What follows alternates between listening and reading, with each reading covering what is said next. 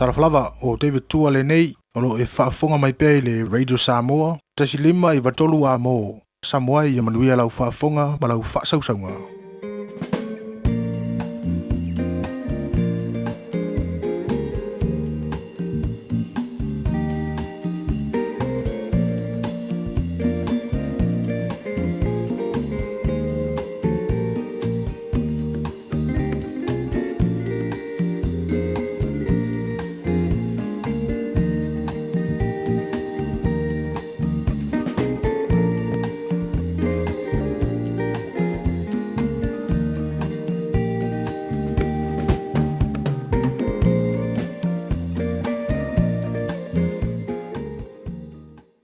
Ua na o le Radio Samoa se furulima iwa toru a mo e tautuaina o e ilangu ngana fitu aso le vai aso.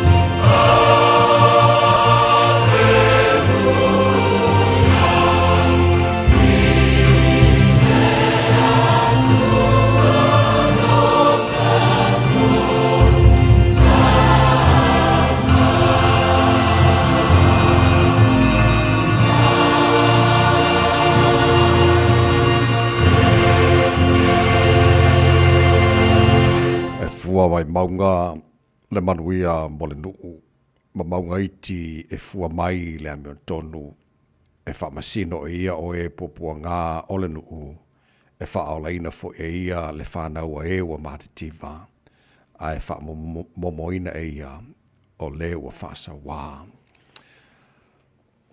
Le ta māmama nai, o mātua lau sule tae au sengi se i mua lava, ona mātou pese maalanga ina o vi inga re nei lava tae hao. O le tae au fau, ma le tae au manino, tae au te toa, o le aso fau a e au mai. O le nei fau o mātou le fale ma le loto fia yo loto a mātou alanga ina lo manu malo, ma mātou wifo yo luma mātou wha pe atu. E pa ia lava oe le tua au. O le atua siri ese, o le atua matautia, o le atua mamalu, o le atua mamana, o le atua ifo uma iai o mena e whaia. E le ai lava ma se tusa ma oe, e le liu lau alofa, ma lau wha maoni, e au tupula ngā fo'i, lo wanga le leia e mātou lo mātua tua le ise mea, e ngata ma iai o lau alofa. O le atua so i fua ma le vavau e o le wha vavau, o le atua oe malia i mana oe mele lei umalava, o le atua oe la e le vi ingon mamalu, o le atua oe e pulpulu le mātango fie. Ta maa whaftai tele, lau mea lofo leo la fau o mātua maua, le nei fo i tahi hao, whaftai o loa lofa, ua mombori ma tai mai e fo i le fo launga le tunu le nei tahi hao fau, o e whapopol nea so fau, lo lātu si fua mo le mātua nei ola, ua mātua o lia i fo i le nei so lulu, se furu toru ia iaso o le masino mea o le mātua wholaunga o lo whai nei. Ia o le mātua malanga o le nei aso whaulo mātua tua oi ea mātua te manu ai. E le ai fwoi se tasi mātua te manu i ai wana o lava. mātou tu ina tu au ta mafa mon mone. Se e tau tai mai le mātou fo launga wa whai nei. Au li tia whai wale a whengai fo i mana tino. Le nei asa fau e mai. Mana tua pēna ia mātou whanau le mātou le talo. Atu ina tu lātou ia o onga. Le paolo lava o a au. E leo ina ma malu tia ai lātou. Whamunia fo i ta mai whaiva. Whengai lava ma le ma ta mai tai whaia onga. Au a oina na ia mātou whanau. Le ma whaona ngalo le atu no pere sa mōne mātou te talo. Angara le whamunia. Te tai o le atu no. Na ia mātou a inga fo i mana ia mātou tangata umai sa moa. Whapenaso se vaenga o le nei fo i ke lope o lo alala ma papa awai. Whamunia fo le nei atu no New Zealand. Ia mātou no uma o le nei lalolangi. Mātou si mai atu o le nei tai ao. So se tasi o tangi atu fia maula wha amalo longa.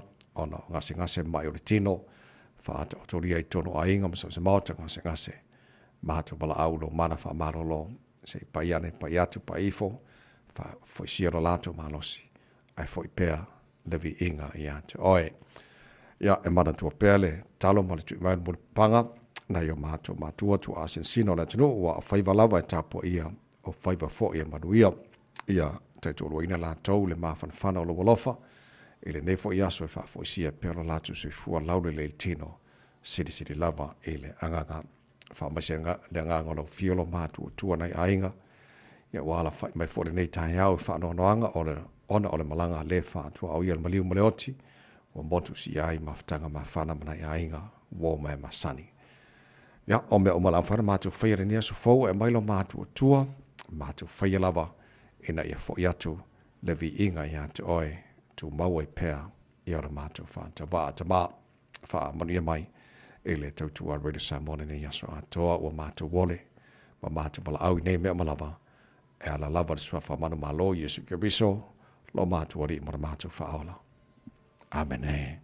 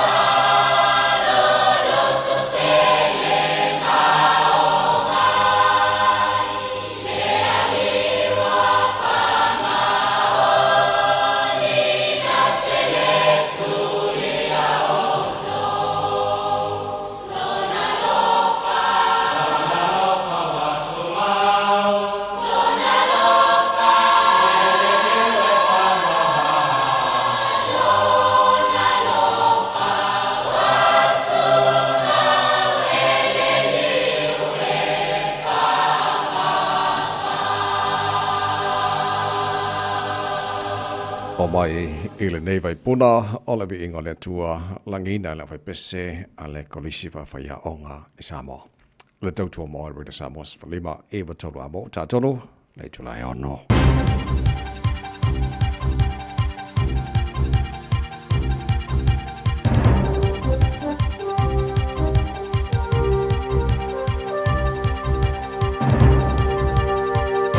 In this update, the man taking the country's biggest polluters to court for their alleged contributions in climate change is calling a proposed law change an absolute disgrace.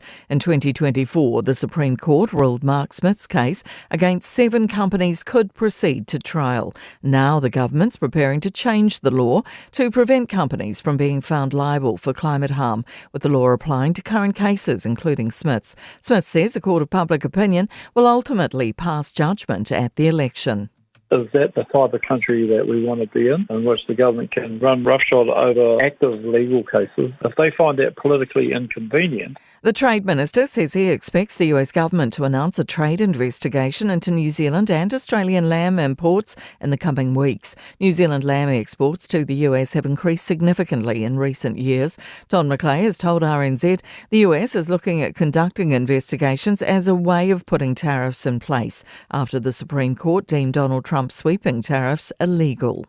Foreign Emergency is fronting Parliament today to answer questions about issues with fire trucks. The Governance Select Committee is launching an inquiry into the matter. It's expected to look into reports of fire trucks breaking down and into the management of the vehicle fleet. Judith Collins is looking back on some of her achievements as she says goodbye to 24 years in Parliament. The senior National MP has delivered her valedictory speech to Parliament as she prepares to move on to heading the Law Commission. She says she's most proud of campaigning for an inquiry into the impact of Agent Orange on New Zealand troops during the Vietnam War and introducing a ban on smoking in prisons. Collins says she's also proud to have been part of the growth of our space sector. As the first Minister for Space in the world, or even, dare I say it, the universe. It's pretty cool. That's news. In sport, former All Blacks coach John Hart has saluted incumbent Dave Rennie's decision to recruit Sir Graham Henry as an independent selector. Hart says picking well is as important as technical coaching. I'm a great believer in doing everything you can to ensure that your selection process is robust, competitive, that you're checking and you're balancing. I applaud what Dave Rennie's doing in opening up this position. Jose Mourinho could become Real Madrid's football manager for a second time, 13 years after his first spell. The BBC reports the 63-year-old is the favourite to take over from Alvaro Arbeloa, who took charge in January but ultimately presided over a trophyless season. Mourinho is currently the gaffer at Benfica in his native Portugal.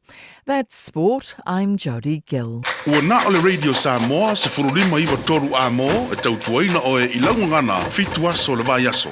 Bobone tai ono fa talofa mo fa felo ai fa tu liva fo ile ma tele ma fa lo Samoa le tunu pele pa ia ma malo lo fa fonga nga le nei tai au sengi malo la va se fu mo we of ma lo foi.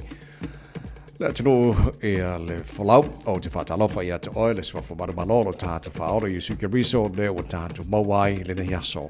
Le aso fa ile tua ta to jori ori ma ta to fia yai. Tātou patapatia whatasi le hangare lei o le tātou tapa au sini le langi o le fo o mbon maru tu si fo mana mātu wola le o tātou whasile whae fo i lumo le noa le o tua le noa manua le o mala le nei tai au tātou ave whatasi la ia le vi inga i an te ia alofo mailo tātou tua tau tai tātou fo lau ana nei fo i aso ma tātou fo lau le lao lona alofa o tātou i nei fo i aso lulu se fulu ma le tolu i aso mea o le tātou fo lau ngā le lua afe lua se fulu ma le ono se maila wha fonga le poro kalame maru le tai au Radio Samoa. Na whionga kalmalmana ta shava aluaf so san mai insini o tātou Facebook ma le YouTube o Radio Samoa se roa tasi batea ma le whionga pesta out je lo sio ma tau auna nei tawai meni e tau tuaina o e se pa e le tu la e se fulu e le tai au nei so i fōmaria ma lolo su le tai au fō kalmalmana. Ia langi mama fo i lau susunga le o tawai whaafta ia langa leu le tuale nei fo i aso fō whatalo fatu fo i Samoa le atu no pele. Malo le usu ua a whaka ko vai sorry. Ia le atu i la mai mo malau wha whaka mai e le nei fo i tai au fō ole lui tau monaso.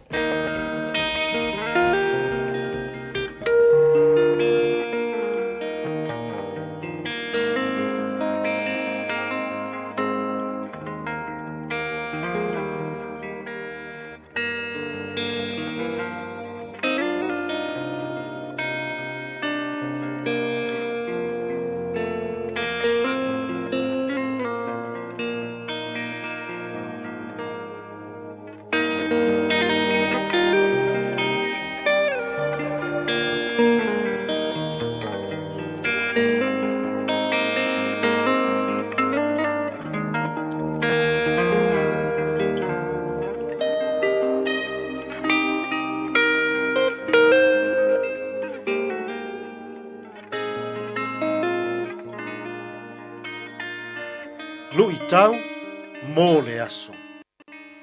Ia ola usi tai, ma loto maulalo. Obedience and humility. Tusi mua Peteru, lona mata upu e lima, a olona foi upu e lima. Ia whaapea o tou o e talavou. Ia usi tai toia I ina. Ma ia o ofu o tou malava. I le loto maulalo. O le tasi I le tasi. Awa e te atu le atua. I e whaamau arulunga. Ai fōa ina mai le alofa tūnoa. I e whaamau lalo. Ola usi tai ma loto mau lalo. Obedience and humility. O le vai teimi o le a asa o sa wanga le malo Roma.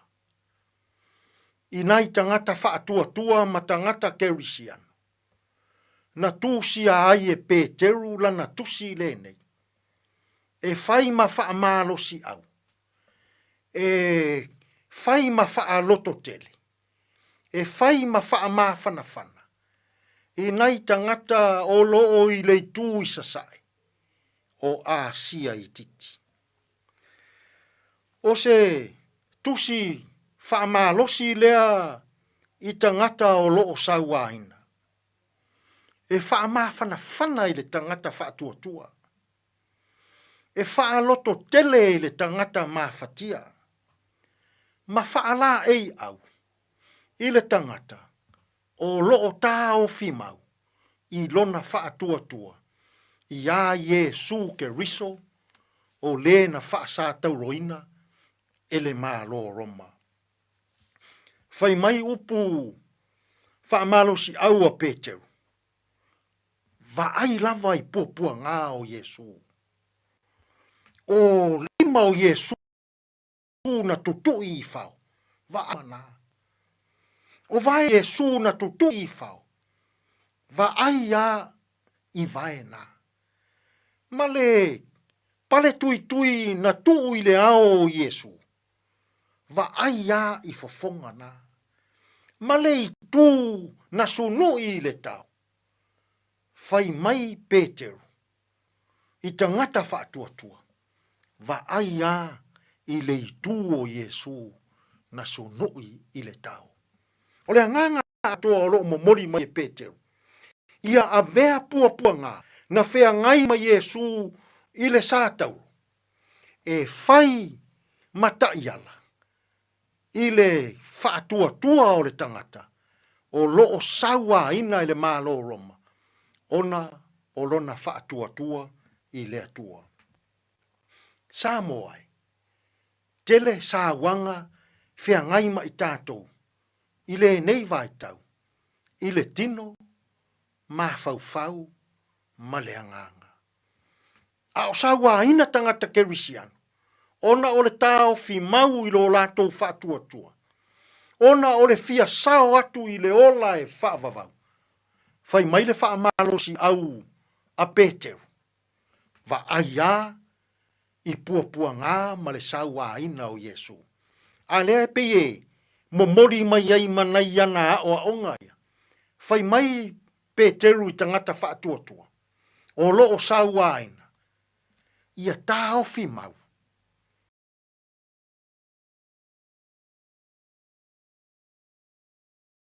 I le anga le lei.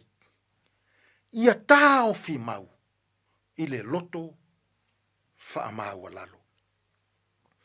O lana lui I tangata wasawa ina ona o le whaatuatuanga. Ia ola usi tai I le atua. Ia usi tai le tama ma le teine I ona matua. Ia usi tai le tangata la titi le tangata matua. Ia usi tai le tangata I le pule o loo pulea lona fale whai ngā luenga. Ona ia o onga ia Peteru. O loo whai ma whaaloto tele. Ia ola usi tai le tangata whaatuatua. Ia ola loto maulalo le tangata whaatuatua. to tele tangata Samoa o lo saua ina i nei aso.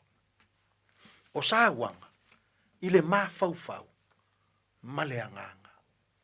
O sauanga o upu matala. O sauanga o le tau faaleanga. O sauanga, ona o le ola faamaualunga. O sauanga, ona o o loo fia umia, le pule, le mamalu, ma le faaeaina. Samoa o fea lava o sawa ina ai oe i lene yaso. Ma naia si fautuanga a Peteru, fai mai Peteru, va ai pua ngau Yesu i le sātauro. O sawangana, ia fai mata iala, ia fai ma fanafana, pe a sawa ina i tātou, e tangata ola wha walulunga. Fai mai Peteru, ia outou maua le usi ustai. Ia outou maua le loto mao lalo. Aua, e te ena e lea tua. Ma faa to i lalo ina e lea tua. Tangata ola faa maua lulunga. Ile nei fo yaso. Ai ape a se i e usi tai ia. Ile fina ngalo o lea tua. Ai ape a se i e aluifo ia i lalo. I se loto ua faa maua lalo. I luma o lea tua so i fua. Tātou te talo. Whawhitai lea tua. Ua ea o mai i mātou le tāua o le ola usi ustai. Ma le tāua o le ola loto maulalo. I totonu o sā wanga i le tino ma faufau ma le anganga. Lea tua e. Lilingi mai au whaamanuianga ia mātou fe au mga luenga o le nei aso. E tonu malele iai mea umma. Lo lavaswafa Yesu lo mātou alii, ma lo mātou whaola. Ua mātou tatalo atua ine. Amen.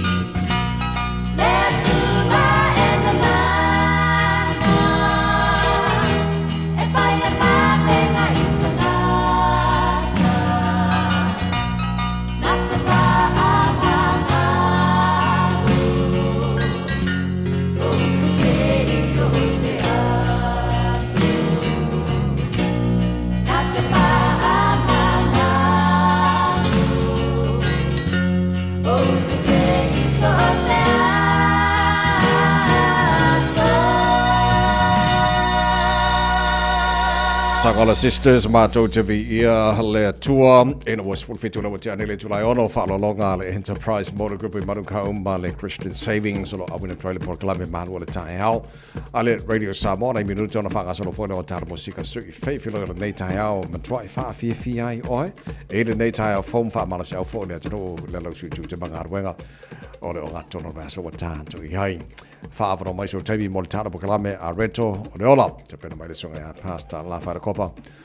Ya ole taina fitu ile tayo nei ole tato malual tayo fa nganga na ya morne fo ya so today in history tara babai body mena tupula so full tolo me ile telo to sanga babai ole taina fitu ile tayo nei malfa pongo tel folding al protania pa tal fitu por kalama na ya matali tatu tayo bobo ko tiba dunga ole awala So fatalo fatu up ta vale lunga tato o wala lo mana yele ma le traffic ile nei fo taimi mai ta watu lunga o le tato wakakota ia o lo ma le fo se ta vale la vela is fala vela ta vale lunga o wala ta ole up ta vale ia manu ye tele lava fo ile amatanga ia o fainga malanga le nei taimi o le taeau ya o le tato lo ili poti le na mo tato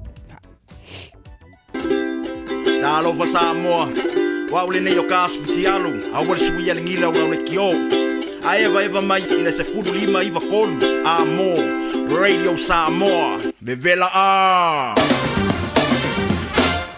Pai ngā matala nei tala o tawara nei whai taia whau tamaki makaurau au ki lani o le nofanga o whaasana launga Radio Samoa sfutasi o le mahanu lu e le nei taimi o le taia au. Winga whama wino tau le so a pongi sa pia whafo. Mai le tātu pōtu whaasalau nei, wha mai le awai tau la alangi le leile tau le telo waengo au ki lani e awa oa nisio taimi o le awa uli ma le whiawhiana nei. Sifuru wano le maunu o le maru o le ea wha mawina mo au ki lani. Mo le nei wha so lulu tai au pe au lia o le a wha solo ina alangi le leifo le tau le telo waengo au ki lani. Sifuru fitu le maunu o le maru lu wha mawina mo au ki lani. E le aso antai au le waenga yon tuantu le aso for radio le alangi le leile tau ma na ia alangi le leo le aso tonai ma na ia alangi le leo le aso sa ma na ia alangi le leo le aso ngofua ma na so lua rana yaso o lumana iatu hoka ka fefe e le langi le leile nge usau le lei so o se va yaso le tele yaso torne foi va yaso le tau fa pena foi le foto e ma na va yaso lumana iatu no pa wara me o le audio ka ya Ya, a whanga sero fo tara po kalame nei tai au, la mfa tara pa vai tu lango ele tau telo isi vai ngor silom. A pena fo tau telo isi vai ngor kilopen. Ya mal tu lango ele tau Samoa whanga solo tara po kalame malu tai au. Nei fo ya solulu. Penino te fau vi o leo tala ina whaki whianga roi Samoa nei fo tai au fo lea te nunga ngai jute mangar wenga o le tai au malo wha malo si malo le usu wa afal tara pa yaso moria whaiva nei yaso. O presele he moho.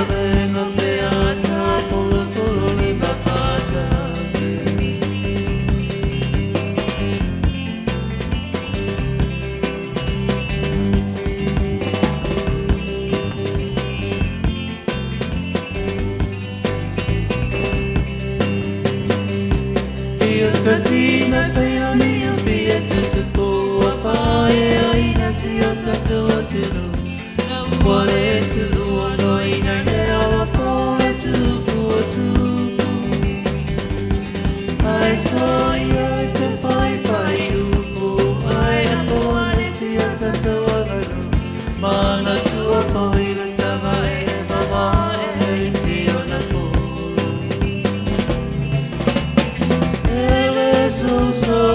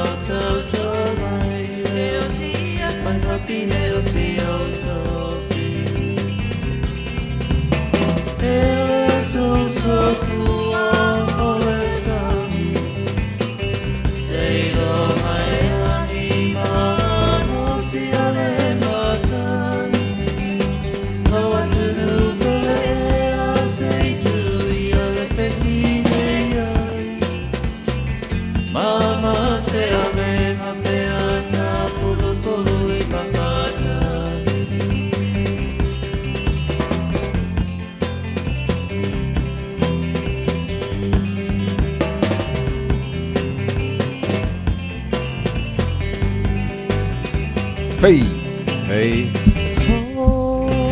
Los for follow challenge July ono.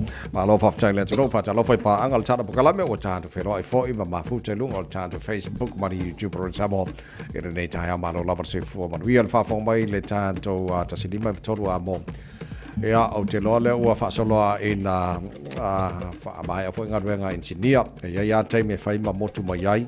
Ya te loa ana po o matu le family service o so matu te ba o fo ia matu ka le sia po farongo lai on ka ko ia ko ki me fo ngi ka la fo ko on fo lo winga la pe fo ngai o le au tau la ta fo ona mai anga be ia fa ta lo fo mai la tino e le tato ala le o tasili mai fo lo mo au kilani manu tu to o lo ma lo sin nei tai ala le fa ta lo fa la tino o lo la papa a Wellington e te lo pe sai ni si sa la tu ngona ile mafu ile lu Wellington po o le tui se sifo fo ile o Wellington e Southwest Southeast sifo pe amale pe lua se fulu 5 kilomita ile vaenga le na mai te wina fate si male lua le malo se le mafu e fo isa mo le mawina ia ma fa pena fo ina fa la lo mai le geonet o le famtalanga ia o se mafu e fo ile le mama e mautino la vai le ia se tulanga tele e ono la mati ai fo ile soi fo tangata ia mai se fo o fale ia mai lato umolo ala papa au le na fo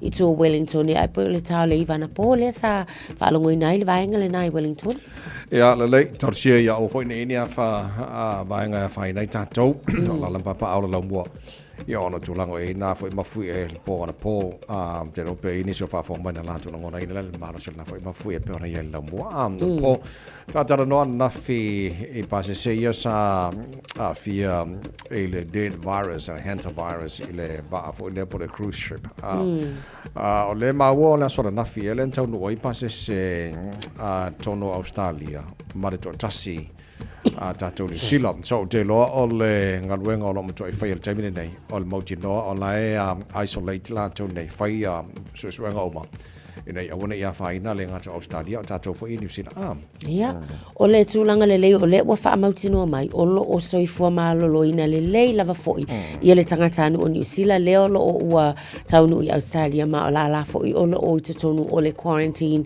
facility le taimile nei ia mauti no lava foi ia e matua I ta pena uma siaki uma ma ia mauti no le saunga le mu ia ona toe fa foi mai foi la ia le bef ko fai malanga mai po fia lava foi sa ai o le mele na sili o le foi la lo mai ta watu time nei Ministry of Health for ia tatou New Zealand nei o le lava o fai so ta inga ma feuta na inga ia ma Australia fo ina ia mauti noa e saunga le mu fo pe fa pe la to fo mai tonu New Zealand wal time nei le mai tau tonu New Zealand le ai ama se case fa pe o lo ia ia po se tulanga fo ia no ma salomi ai le ia yo se fa mai le nei o nei fa mai e kupu mai e ma fu mai le vainga fo ile o isumu se vai atu le fa fonga la tunu so it's a wa fo ila le sila fia le tunu o le mafu anga ina ia no fota pena ma no fota iai le tu mamai to tonu maota malawa so se vaenga va ai nei manu fa la fua ia mauti no le le tato o saunga le mu tato ia ma soifua malolo ina le Tala no le party fo lea ua te pena se tasi o sui sai tono te party mori a mata ma tawai mo le whainga palonta te tai tokirau party. Mata watu I le nisio whingalo fo I malamalamo se tasi fo o sui tono panemene. Ai longa am whai on ma whai on tawai na le party le whainga palonta mo le toi ono masina whai le whainga palonta na sila. Ona o le ingoa lava fo I o le tau ma whai ingoa ina le party. E pe o le ingoa o le vaenga whai tu malo le o loo atu lai. So te taito kerau e le o sei tu malo fo I lea o loo wa ye se malili e nga to atasi. E se sui to atasi e ma whai ona nga I lava e palota I le sui to atasi. So o le a whai na lale na I tu tau tu la fono e mai se lava fo I vaenga o le whainga palota. E le o le ala o sau noa ia Chris Bishop a tonu e le ma whai ai ona whaamali e ina fo I le ai tu uma mai a inga o tu la fono e te sawa I ona whaingoa le party le nei ata te taito kerau. So o le tantononga na o se tasi o sui o le panemene o wa o le utelo Chris Bishop o lona I tantononga ai longa whai on tau mai le whai pule le party faulia o la tapu tilo wale toi ono masina o lo taru tali e whainga palo tele New Zealand o le asafito November ya e leo mau tino la pe whai on e o au tele loa pola si option whai tilo e pe ale ma whai on tau vai lalo le party fau maybe another option or tau vai as an independent candidate ya e leo mau tino il taimine nei tala noa il whainga palota Samoa o lou o tatu leo tono paramene New Zealand te le tatu wai ata tau lalo whainga palota whatem karasi ai le whai ona whatino ina ma whaadeo le tatu manaonga I whainga malo I tono lea tunu pe le whaina restana no sua whamon whainga palota whamon te lo vainga ta wai e taun whamanatu mo tatu ya sauni New Zealand mola na whainga palota na sfitu masino November ya le lei e a fo I anaporo te wawai atu sa saunua whapitoa I a se tasi o whai pure sinia po minister sinia le whainga malo ia po le panemene fo New Zealand ia a o le whamawai alo ia mai tono le panemene New Zealand pe ona sila fia ai fo ia o le minister fo o le satu lai mai le tu le National Judith Collins ia o le ana alo ia na fila va fo ia lana whamawai nga malana saunoanga muli tono le palemene I le mahe ai o tau sanga e luas fulfa talu ona I tono le palemene o se tina umile nei o lana tau tua I tono le palemene tu lai mai tono le palemene I le lua fema le lua ia sa tau avele no foa mai Clevedon beita iane taimuli ia ona tu lai mai lea mole no foa I Papakura ia e o mai ai lava le tau sanga nei tele nisio portfolios se full valo ministerial portfolios sa tau aveina fo I Judith Collins ia e bei lava fo I ona ia tele nisio vaenga ese uma ia masaya whaftai ai fo nisi fo I o minister sa ia ina tu lai mai le taimi wa mana tu fo I Judith Collins na ia tau aveina le national for 7 weeks I le taimi fo I le ana vevesi ai fo I le vaitau o le COVID ia ma o inala le ana pa ua I le national I le taimi o le whainga paloka tu lai mai ai ia le sunga fo I Dame Jacinda Ardern ia pe tai la o le taimi le nei le wa whaamawai alo ia ono nisi fo o le maanga ia la o whaamawai Judith I le o whaamawai fo I le malolo o la fo I whaamawai ono le isi fo I wala awina fo ai sa le a to lua se fulu ma le iwa pero tolo ta le o le tula e fitu le proclame ma le tai how radio Samoa tara bavai le poll folena release mai na poll tulango I fo siri o finangalo tangata New Zealand o ile party langolangoina o ai langolangoina preferred prime minister da mai ni se fa vifia ko ta o good morning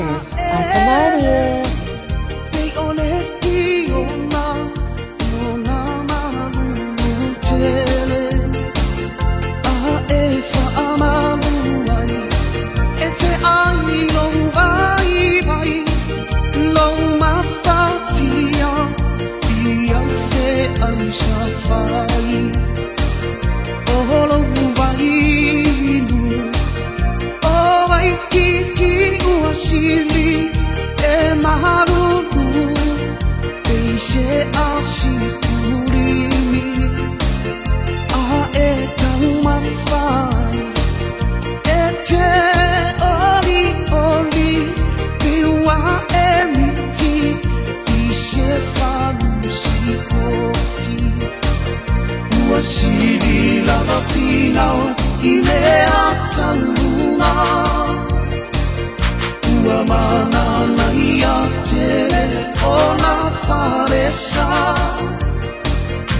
Ua whaafua tonu mai maunga Sasa isi sifo Nene ko isi la mosa Maleka koliko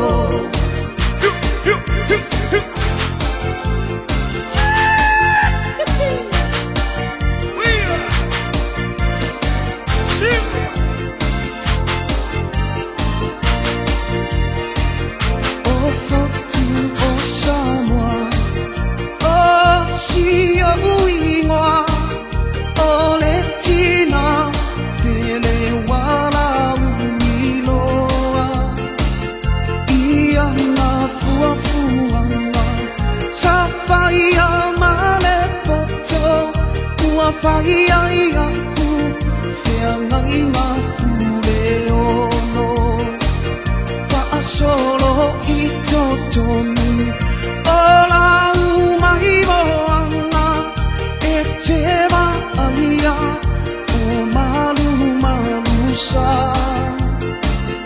O whale lono Ua whai mata pasa Iwa alo, alo whala Ua siri lava pinao I mea taurunga Ua manana ia tere o na wharesa Ua whaafua tonu mai mauna Sasa isi sifo Le meka isi la mosa Maleka koliko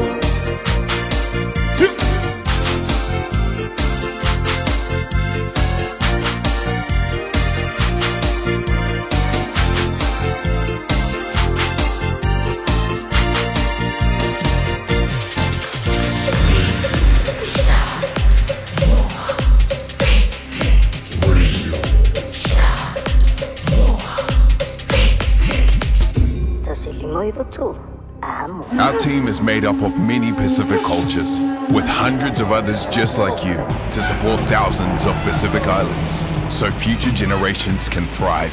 Join a team you can count on. Search Navy, Army, or Air Force careers. This is a huge reminder.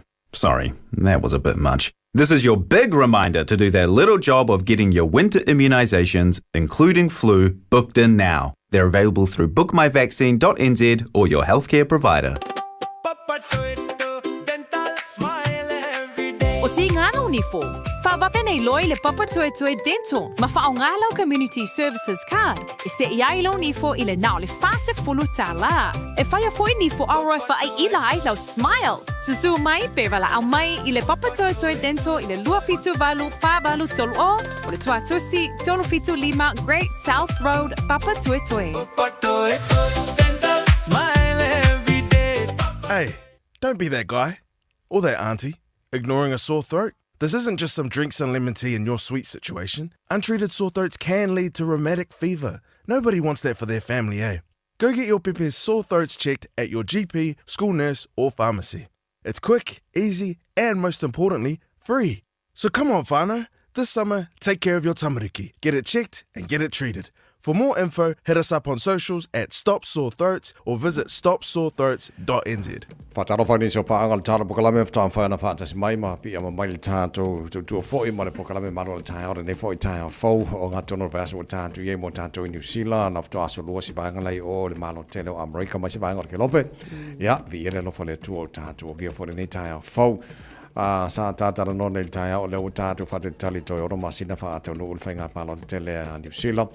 Ai, o lo whaiam whaisu suenga ele tūlanga ele fsiringi o nisi o tangata New Zealand po whia o le lifa ero lātou whingangalo o ele pāti lātou te langolangoina so o pole zero whaimwhanga solo ia le whana release ma lesi pole le pōna po o le research lava fo lea po le whatarunia le Korea Market Research for New Zealand Taxpayers Union mai tā watula ia I le taimile nei o lea lava o lo o mawalunga ia I lātou fo e whaalia lātou whingangalo e langolangoina le pāti le leipa tolu sultasi tesi ma le iwa pasene o le national o lo o wele tolu se fulu tesi male o New Zealand First se fulu tasi tesi male fitu ia ua pa ui lalo le tasi tesi male iwa point o le green fo ia lo mai tau watu taimi nei faisi pa o le walu la kike e lunga le tasi tesi male iwa lona winga iwa tesi male fitu le ua iai o le act o le ua mai tau watu faisi ke leo le pa ua le act o lo ia le taimi le nei ono tesi male lima lua tesi male lima le ua pa ua i fo ia pa lota mo le act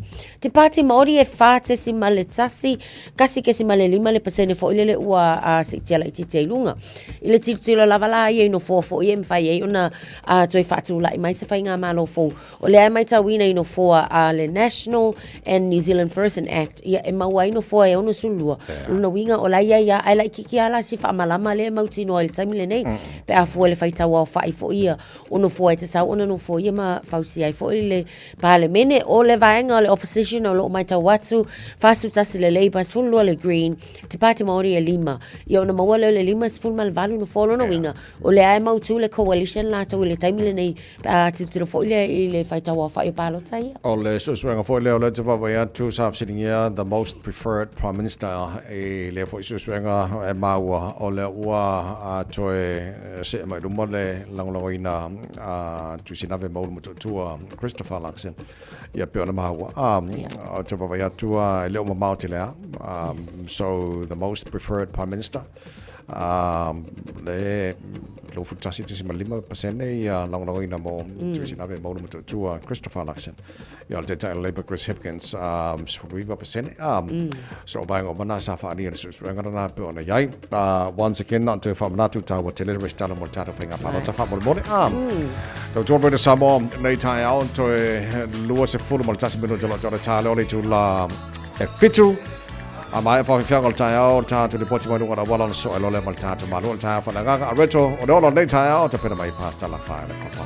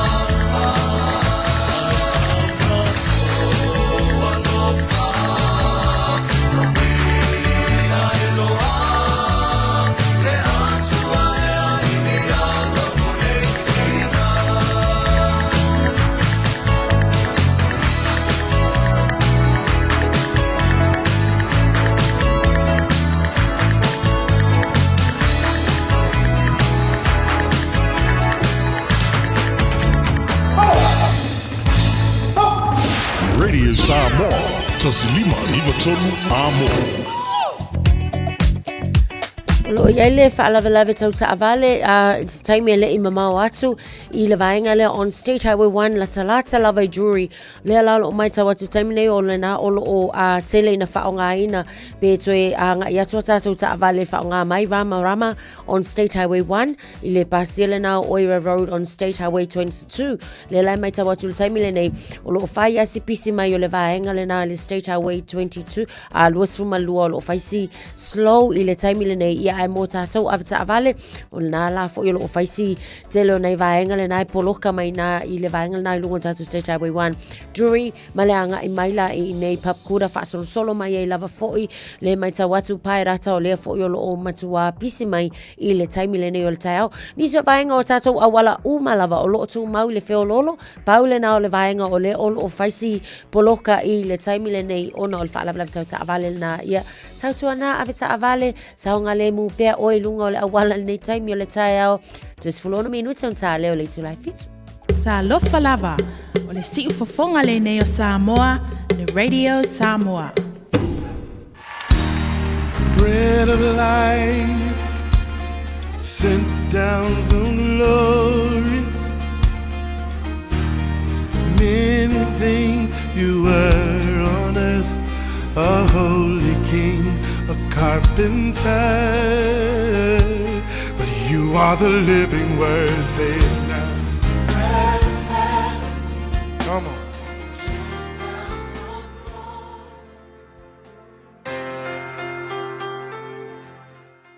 Ta lo falava le tatou tu do ile a matanga fo ile nei vai aso o te fie fa felo ia te tatou umalava fai on so tai me fo il tatou por kalambel nei o le a retoleola pa lo lava le so fo manuia o tu sile kolose mo al fai unga le fai upes fudu ono e ile fa upunga fa pea na faia e ia me umalava na faia fo I mo ia ale upu ile aso le nei o le fasili fa pea o le a le fa moe o lo wiai I le lalolangi.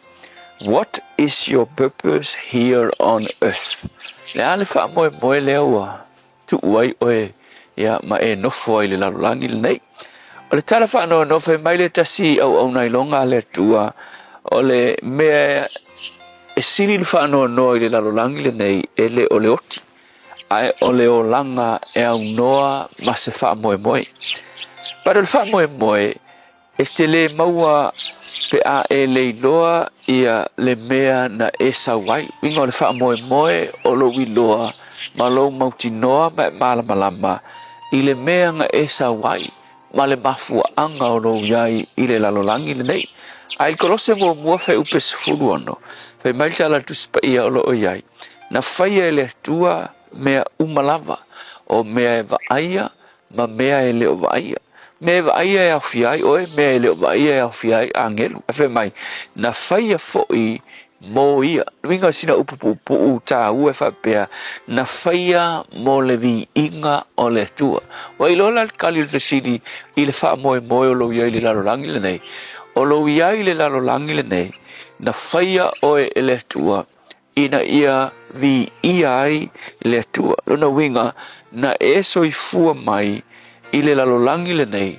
e le o so filfilinga fati te inga fai ngofia le nei awa le ai mse so tatou na filfili e ola mai le la lolangi ke ia lo wola a e ui fai nga ia o matua a le o matua foi nga filfili e au mai o ile la lolangi o le tua na ia filfilia oe ma fausia o ile manava o lutina fe mai tala foi le salamu salau tol sluiva na o wiloa oe malalanga ina oe ile manava o lutina a o afu mai o no winga ele ai se tatou na ye fu ile lalolangi e au noa ma se fa moenga na au mai ele tua so tele foi la ia tangata ina vai tau manei aso wala tu tuli me o le olanga le nei o ka mo fai ina ia su e ma fa tau no u le fa moe ma la tu miti na ola mai ile lalolangi le nei o le manatu fa pe a o maua me nei ni o me ta uange tuli ni sangata ele ni me leanga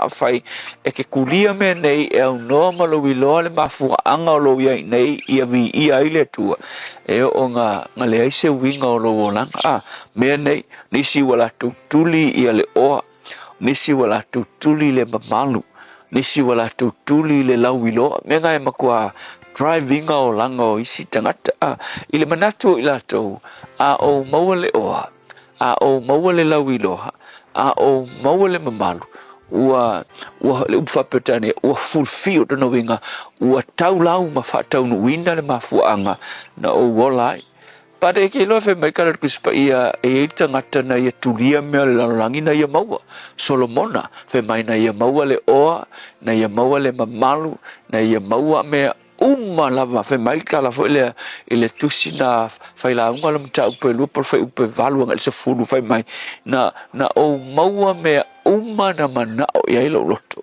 al fala velave na ia maua me ngalu kuri ai fong ele ai se winga wa ke va ile winga le tusi le a fai la unga o le ai o se winga o mea o leo langa le nei nga ia maua me e ki lo le mafu anga wa fai mai solomona ua nga le o le ai se winga o mea mafu anga ua maua mea ai lusi ia le mafutanga ma le tua o le nga fai o ia e maua ai le wha moe moe o lona o langa mo oi fo e wha pēna fo oi a e tulia mea leo langa le nei ai lusi le lua mafutanga ma le tua ma se o langa e vi ia ai le na fai oe lona winga ua lusi fo ilo wha moe moe ma o se o langa wha noa noa e ke oki lava i fōringa mai e se menga e alue kuri ai ke le maua ina ua e le maua le li i whaola o Yesu ilo o langa o le mo onga lea ma le fina ngalo le tua a e maua Yesu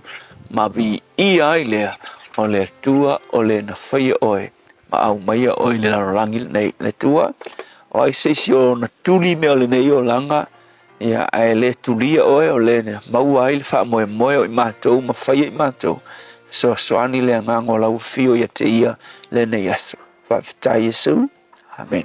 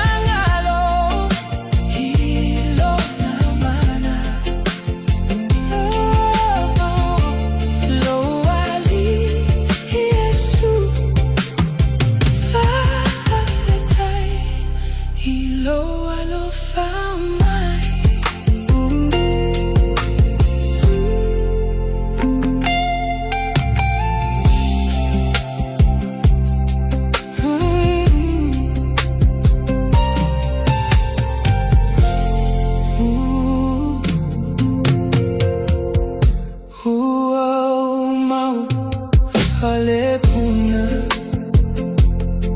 Hole manama Mai lelangi Nate malo tiaina Lo olanga pe halaina Oh yeah tau Haveina Oh my mahotina Oh lo leama kusana Itaimi Oh fainata Oh lona toto haya Na malingi mai kalevaya Holoma Lolonga Ole tino pe amafatia Oh anga sala Umalava Hemangala Ilona mana Lo Uali Yesu Fa afetai Ilo alofa mai Ha o manatu inisi Bea fai Hota usaili Natema lo tiaina Lo langa pe alaina Holy ayatam Haveina Oh my maotina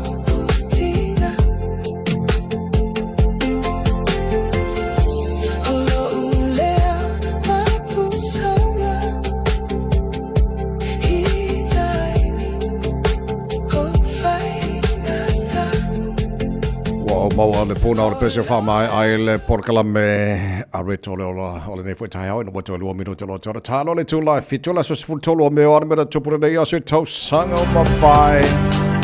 Sa sanga te siva lima sfulu ilea so o le luai taimi lea na whaatino in ai se tu unga fo ilea ta avale Formula 1 i tutono engelani ia na manu malo ai le susunga ia Giusi Babe Farina o Italia i le ta avale sa ia aveina o le Alfa Romeo. Ta siva lima wha manu malo le tu o le parti ale Labour i le whainga palota ale atunu tele o Peritania. Ta siva fitu iva i le so o le so no luai whaatu in ai ben ta tala loa inai le fale o loa lea Michael Hills Michael Hill ia masiona fale tua ia Christine i totonu o whangarei New Zealand ia leo lo o mai lava fo i le taimi le nei le na fo i fale o loa whaatau inai auro taunga tā ia o tala nai mena tutupu i le nei fo i aso i tau sanga ua mawai Radio Samoa. Taslima Ivatolu. Amo. Kia ora Aotearoa. Good news. The starting age for the National Bowel Screening Program has dropped from 60 to 58 years old. You don't need to do anything. When you turn 58 or 59, you'll be sent a free bowel screening kit. Happy birthday. Even better, you'll get a free kit every 2 years until you turn 75. Bowel screening can find cancer early when it can often be successfully treated. It's free, quick and easy. Bowel screening saves lives. When you get your kit, just do it. Au kilani saute, o sa ili se sa mo oe malo ai, o le Enterprise Motor Group manukau o lau fale ta vale fa moi moi. O tele ta vale matango fie filfili mai ai, tele le soani o lau fai ngā luenga mo oe, mo se ta vale tala fia ngai, su mai i le 5 Grey South Road i nei manukau. Ases fo i le upenga ta whailangi enterprisecars.co.nz, pe wala au mai i le oval selau, 5 lua tolu wha. Enterprise Motor Group manukau, sa ili, filifili, ma ave loa lau tawani. Mō tā penanga o whaamoemoe te tele, whaafisota ai le Lux Tent Rentals.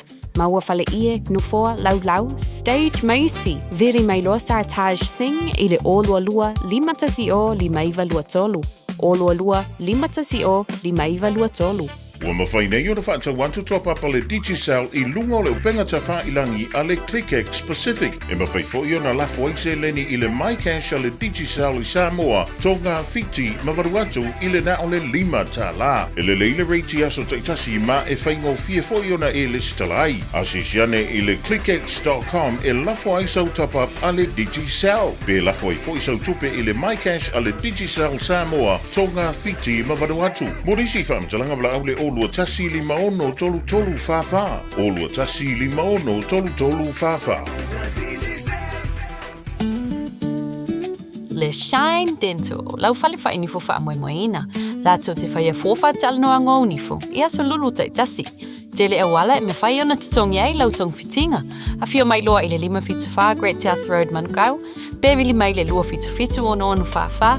2-5 o nōnu whawha. Mo le Shine Dental e ia inga whapito. Hey!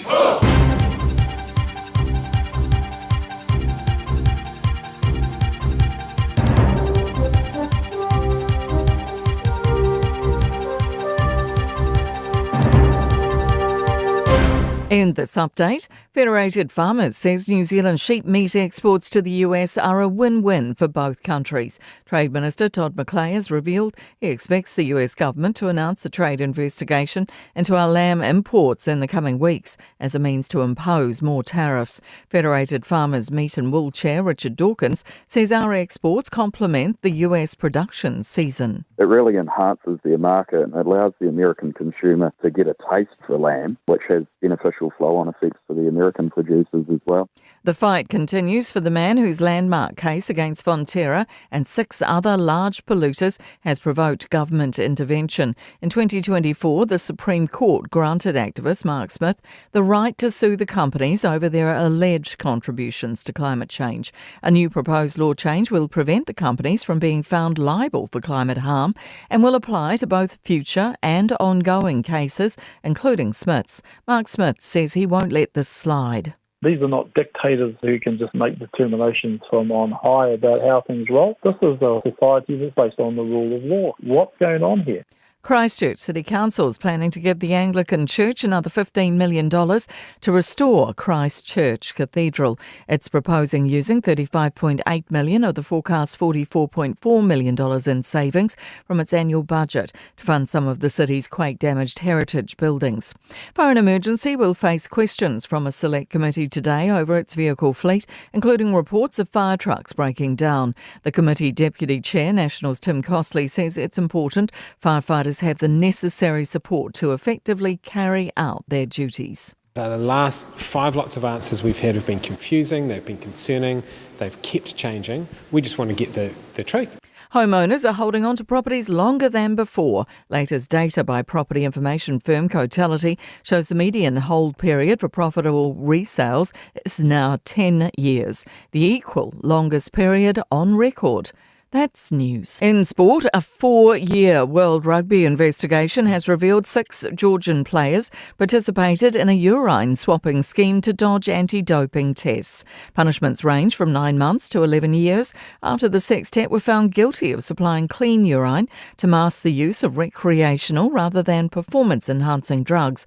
The team doctor would provide advance notice of out-of-competition tests to group chats. Anomalies in the samples were first detected in the build-up to the 2023 World Cup. Further checks showed instances of substitution dating to 2019. Jose Mourinho is the favourite to become Real Madrid's football manager a second time, 13 years after his first spell. The move follows the Spanish club's trophyless season. That's sport. I'm Jodie Gill. Ua na ole Radio Samoa se furulima iwa toru a mo e tautuaina o e ilaungangana fitua so le vai aso. Av tavale lua ia nei whaalawalawa tau tavale ia ilunga o le tātou Southwestern Motorway i le vaenga lea Mangrove Bridge. So se tautua nā ia vaenga nā o le ala tele mo i tātou o lo whaongaina le State Highway lua se fulu. Le fo lo mai tau watu o lo yaini vaenga o wala i o lo whaamanatu mai fo le waka kotahi mō tātou o lo o watapunia.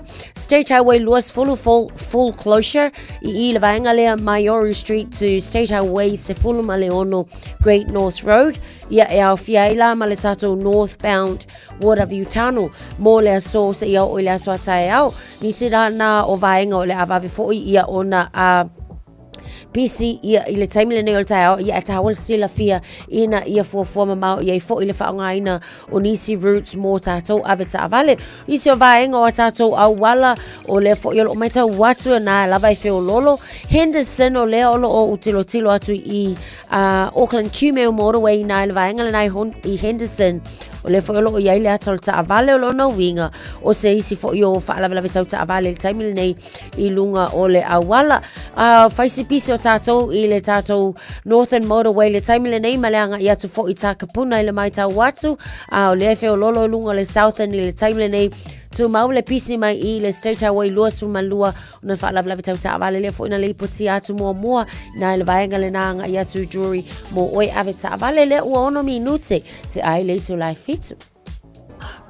Radio Samoa. Taslima Ivatolu.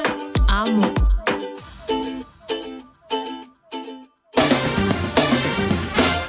Alo se formulia fa taile tino la mai mo la fa fonga nei fo taimi o le tae au fo o le vainga la tamaile nei I le tala o le tau na tatu amata mai Samoa.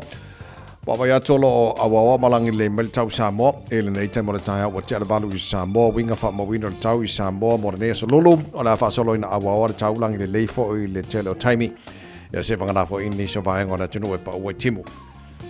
Tolu se fulma tasi degrees Celsius on maununga na le vevena le Samoa ia mo ngā tono vai yaso luas fulma 5 e lona mawalalo fa mo mo le tano so tainga Samoa per masania so lulu vaste tasi mo sui on tano radio Samoa pia ia on follow te lelo ni so vaenga mo le tupi Samoa fa se male tala ma vaenga na tamala mai tau fa mo monga online on fa ma wala tano programa nei tai hau I winga le tau Samoa.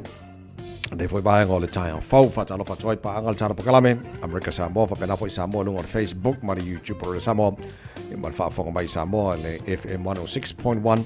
Good morning malo la versi for Maria ile nei foi tae au fau se mal talo tau toro ni sera nei tato amata mai le motu I saute fatalo fatu I pa anga umala val tara pakalame so se vaenga o motu I saute malo la versi for Maria langi le leili tau I Westport is full fitu malunga na malu lu langi le leili tau Wanaka is full far malunga na malu lu Timaru fasolo na awa lang le leili for le tau le sos full lima malunga na malu lu le so fasolo na awa lang le leili for le tau Queenstown is full far malunga na malu lu le for yaso omaru fasolo na awa lang le leili for is full ono malunga na malu lu langi le leili tau Nelson is full lima malunga na malu lu fa mawina mo le for yaso kai kora fa soro na awa pa una I wanga ni so time for 5 maulunga na malu fa mawina mo le nei so lolo full far maulunga na malu fa mawina mo in meka ko e pa timu lang le leile o di mala fia na nei lang le leile tau Greymouth full fitu maulunga na malu fa mawina mo le nei yaso lang le leile Blenheim full lima maulunga na malu fa soro na awa lang le leile tau Alexandra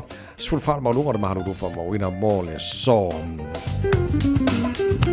Dunedin fasoro na awa pa una wanga lang le for le tau le uri mala fia na nes for lima maulunga na maru le so patalo fa le maro na tino le ayo kana stete malo la verso for Maria pa una wanga le Tuatu Banks Peninsula ia fasoro to foi ina lang le leni so timis for lima maulunga na maru fa mawina mo kana stete ia mo ne foi aso fo se mai le talo le tau le motu matu pi to la bringo le motu matu kai taia Luas full morunga na mafana la fasona na awa pa utimu e ni so time la ori mala fia na nei fa talo fa mano le tino so se mai ngolo mo lo tar ma futa nei ta Wellington ma lo le so fo mo ie fasona na awa e pa utimu ni so time fasona ma lo si marsabi di mai saute ni so time o le nei fo yaso ma se nei ta ao full lord morunga fa si maru lu tele le mo tos full lord morunga na maru le so fanga re e fasona pa utimu le so Malo si forza vili mai saute sfuru maru maurunga le maru e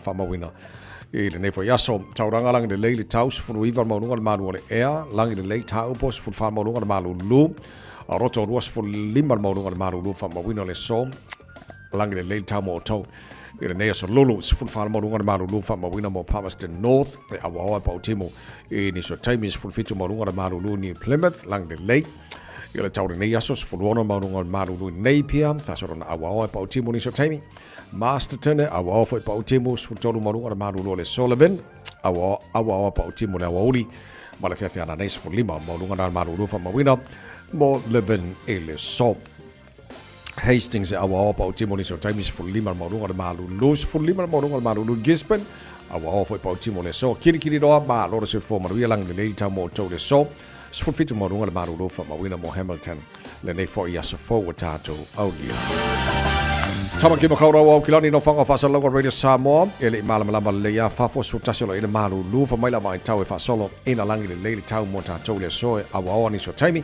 siful valu mo runga na malu le fa mawina mo au kilani le ya so langi le tai au siful fitu mo runga malu lu la so tai au solo langi le las for rele langi le las to na ilang le las sama la so fu ma la so lua ora na ya so o lo mana ya tu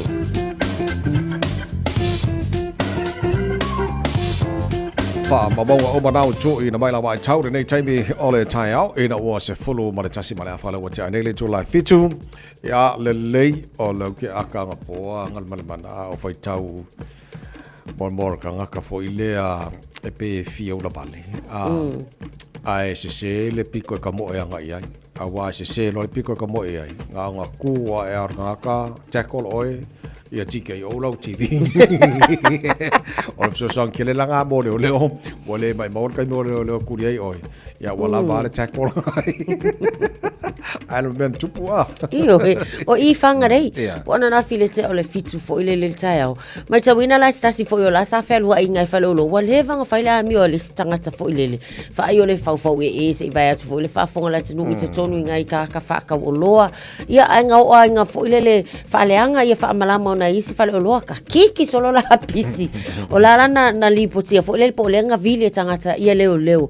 Ile a mi o tangata le nei ia o lo faia. A o le ai felo wa ia kulkanga fa kawi ile isi piko. Ai la o le wai lo le li o le wo aku le lo ulo a so le ke fa ku ka ilo fo I wingi fo ia All Blacks pe ma wala le alwa la kama. Ia la ku kali le mai ia ka ku kanga ka fa ka usole. Pa yo ke ngola o se takola. Takola le ia ka fa la pisi. Ia o fa fe taila. O ma wa kwa la le o la o ma ko ia fi le mai ai fo le. Ale fa taila na le ona o tangata mana tua foi e ia lava tatou e tatou te tapa I lo songa le mu I lo tatou lava saunga le mu mo ia ai fa fetai ai le nei tangata ona o tal tonu foi la inga lava ka penga le ia ma ona mai tawina uma ma reading ayo inga ia le le la wala foi ona ma ia maka ofi ai foi longa ia ma ia la sauni foi alu le tul fams longa ia mtali lona ia foi fa salang ia te no mana ia ba ngole leina le nei fa mana te foi le o le fotuanga ia leo ia saunga le mutanga te uma me sa tai mia wala ngai ro tanto por tanga te le la ko ise la malo si pola se me foi den ia wa pa wa fo ia wa se ar me ka mo ia ko lo ele takol malo si nga mo ko io le di lon ko nga Ole Colosina ole awala lo papa wa telo le Humber Bridge fo le mole bana fa nga so ta ia pe fo e de ma o kilani ma North Shore ai o ma terminate o lo tal no pe ma to tilo e le malo wa te lo ye le si fu nga le ye o le mo tino terminate pe ko fa si awala la papa e pe fa si awala train so ta I pito do so te lo ba nga ye do le options here do le available mo le te mi ia o le o lo wa fa nga solo fa tala noanga ina ia fa mautu le feelinga fo ile po fe tonu o le ai Waitemata Harbour crossing it's a tau ona o le o lo mana o mia I le taimile nei pe fa wa pe ia le tatou tano lo ia but o le tulanga nei ai ona o le tiro fo ile ale malo ia mai se fo i mtanga luenga fo i o Taavale Afi. I le au ngā o le iai o awala nei, mawaenga nei, mo le whaafai ngō fiaina lava fo i. Ia o le e mo i lava e te le vaenga tupe fo i lea o le ask, mo le toi wha taun uina o vaenga ia. Pa na toi wha popula lava fo i nisi. Le ngau sia, le whainga le awala lau papa leo o iai le taimi le nei le awala lau papa kele. Nga ese ona ona umusa. Ai koe whaile singa luenga ai koe wha lau tele. Ona ile planning. So o le mea na o le whaataun uina ai tala noanga. Ia mauki ngoa o le plan na vale o le ai po fea o le a i o ina. Ia mauti noa e kasi alinga luenga e whaataun uina. Ia ona le leile mo le whaonga ine tangata. So o le whinangalo o le Transport Minister Chris Bishop. E tau no atu o ngā tunu vaias o le tausanga. Ua whailo ma announce po le option o le ala take le malo. Talo sia e lau titilo because i lau pa ingal man te mene nei sole. O le makua whare ko le traffic a ko le eri. Ko kiki a kai mi umba o le aso, maso umar vai aso. Le aise kai mi se ile poloka lungo awala. So talo sia ia sirisina le malo. E se option e mwhai ona tau wha ITT ai. Ia le poloka te lo lungo awala fulele. Ia pa le option titilo ngufo afi. Ia manisi vanga sili atu. Ai a koe whapapungi fo sisi awala lau papape o le mele yengi. Ia voi ka fe.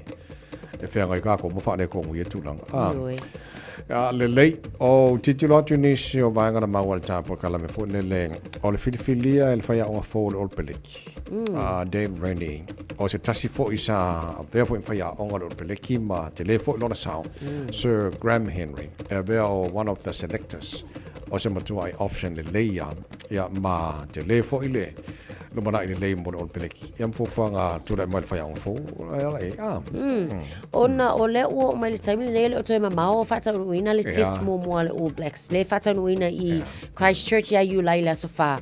Le la fo i wa amatau na taltalo noa ina fo i lea. Ona o le taimi le nei o le lava o lo o wha ngā yo i pēa fo i.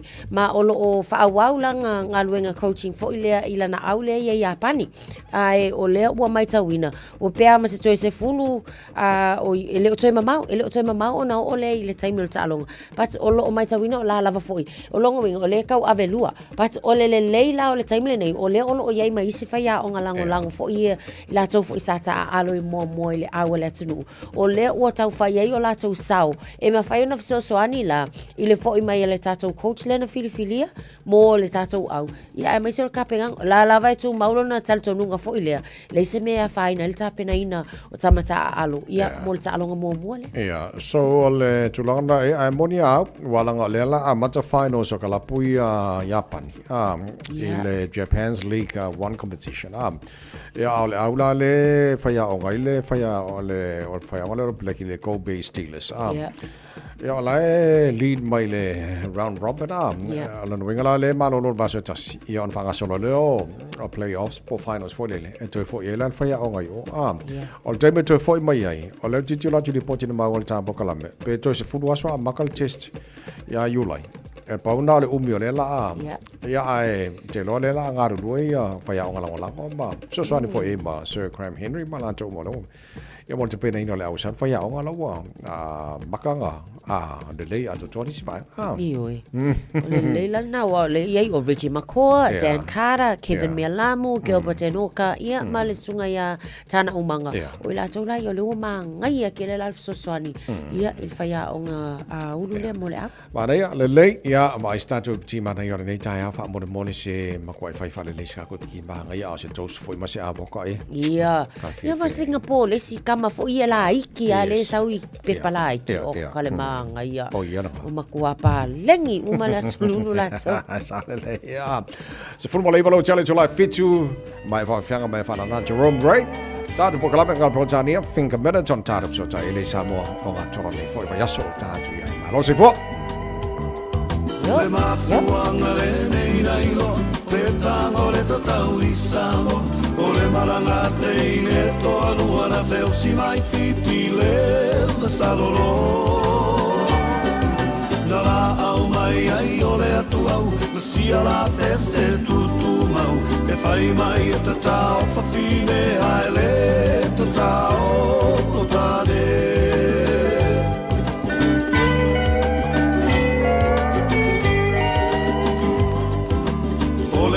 tatai o tane Ina wa se se si ala pese Tonu uinga tai o whale aru po a mai aloa ole whai su a ua tele No toto fuai lea o whawhine Wa ua soi ai si ala pese E whai mai e tata o tane ai le tata o whawhine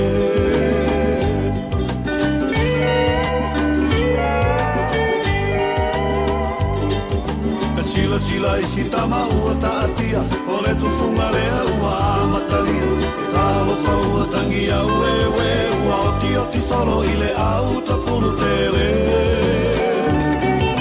Sole ae roto tele I le ta aronga whaatamatane E uila vaina tinga tele Ae muli ane ua e whewhete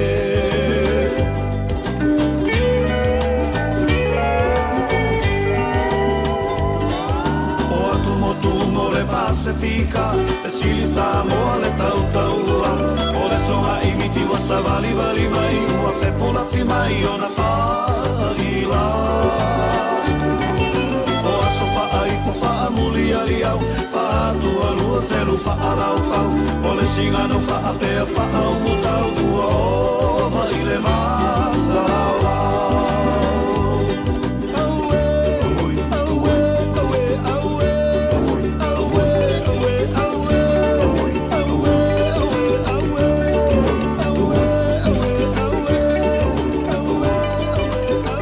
Talo falava o a o Lapi Mariner, mau belo li tio, I le Radio Samoa tasi lima iwa tolu amo. Just think a minute. It could change everything.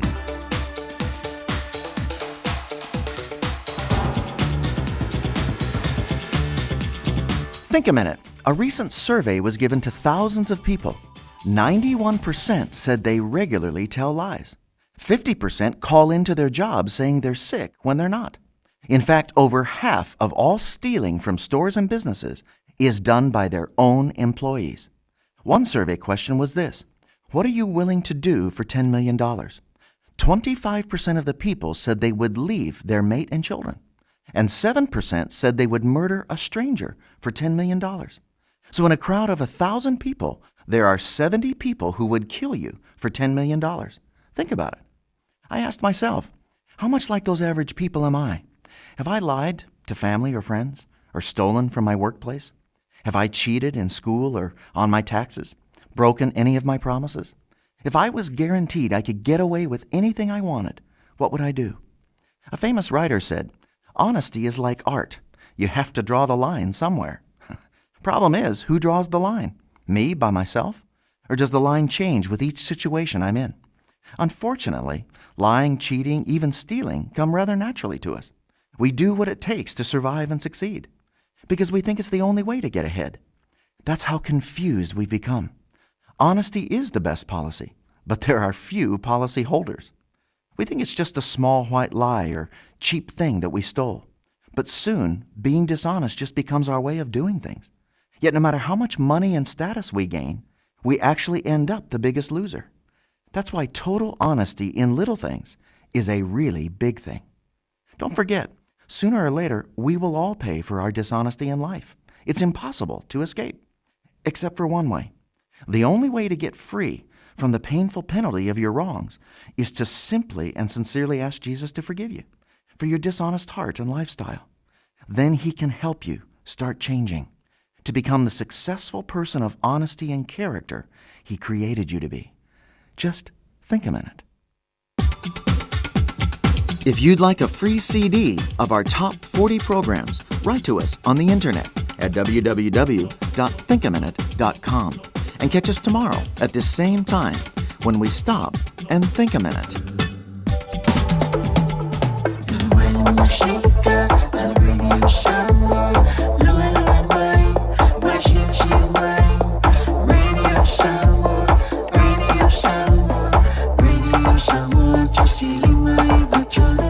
Radio Samoa. Lo so marfalo. Talofa lava. Lo so falo o te ai le tula si on sa ma fa mo mo si fa se ma ko kala fa mo mole. Lo so falo o te ai le tula fitu ona so lo le tantu e ngal man mano fa te mai le fionga le ano le. Taro so tai foi sa mo taro tan tan no masani. Ye pan masani ya so lo te tasi. Talo falava. Fatalo fatsu. Nga falo alo la wa fionga I le alo li le onga tono le va yaso malo le fola manui. Manui la satina. Malo se fua. Lange mama. La tato a matele nei fo I tai ao la wa fionga la lo li le o sa fa ngo fa pe ai longa ko yeska ko yungi la kapi. Ya le mai ta wa so le wa mana ye tolu miliona le so so ni fo ya le Federal Pacific le tato uni la kapi fa la tele mai la wa fionga. Ya, te do ye sunga ya tabai ya malo fionga we tu sala. La uwa ai e ma upu ilanga le company le tulu Federal Pacific ma upu ilanga le wa le tatu te lo uma le tulanga fainga tapo I lo fe ngai mal tatu ulenga la kapi tulanga tupe wa mo ya la mai tupe o le kapi le langi ya e tangi ai di matatu nei il sa il no se le ni wan fa ti no ngo na ti na ta lo nga se fa tu pe no po yo o lo ni o tamata alo ta tu man sa mo ia mane masi o ta tu au ye tu no fa fo e le to mo fie ai o le wa tu le mai a company ang le Federal Pacific au mai le to miliona lu to sanga te vai mal tu sala le ye ne right ta ngo le o no winga e ro tu I male tatu tapena ngal manusa mo ile ipul lang ia malisi tatu mo ko tatu mansina fa ba malo na masi ia misi tatu o ko pi o ine so ni responsa to le mo la kapi fole le tu malo pe na on tatu mansina mansa mo le ono anga ile fa mo le o le 3 miliona le mo le pulenga atol talonga mo le kapi sa mo no winga o 3 miliona le hafi umanga wenga le la kapisa mo o winga la o ma ya tu langa da wa pe na tau o le fua na matele stona I le ta musanga unify tu malo ya ta sila le ta musanga le po ya o ki ai tono le o le so swani po le lango malosi ai o le si tu langa lango le Federal Pacific e tu ta wa fo ta wa wow o piki ya po ya ni Ford Rangers e lua ia ma tawale na pisa tu so na mai vedi le kiti o le ka mo lunga o e ngai au wala le ama bu ye mo tawale na to te le so ni le company pa tai le Federal Pacific we te la ngona po ia so ni ta ngora ia mi se pura ngol ta lunga ma le ta tupe ia ta si ia awa ta le sa po il na avia po il fa la ro no so fani tanto lo copina io to tu la mai tu la sai bo le falfa sino fo le motele sala fai sala longa la se tupe la stele o tupe lo fa lo mo lenga nga sfuono tesimal tasi miliona tupe la ne tupe le tongi la fonga tupe fa tupe ta to ya ta tu nga nga le mot fam sino fo sala longa awar tulanga le ole wo si mai I sa longa fausi ai no fonga wa le to si bi te mi le tulanga le vo ya ole la o mai ta tu taulanga I sa longa fa tu winga ile official fam si no wa le ngata o mota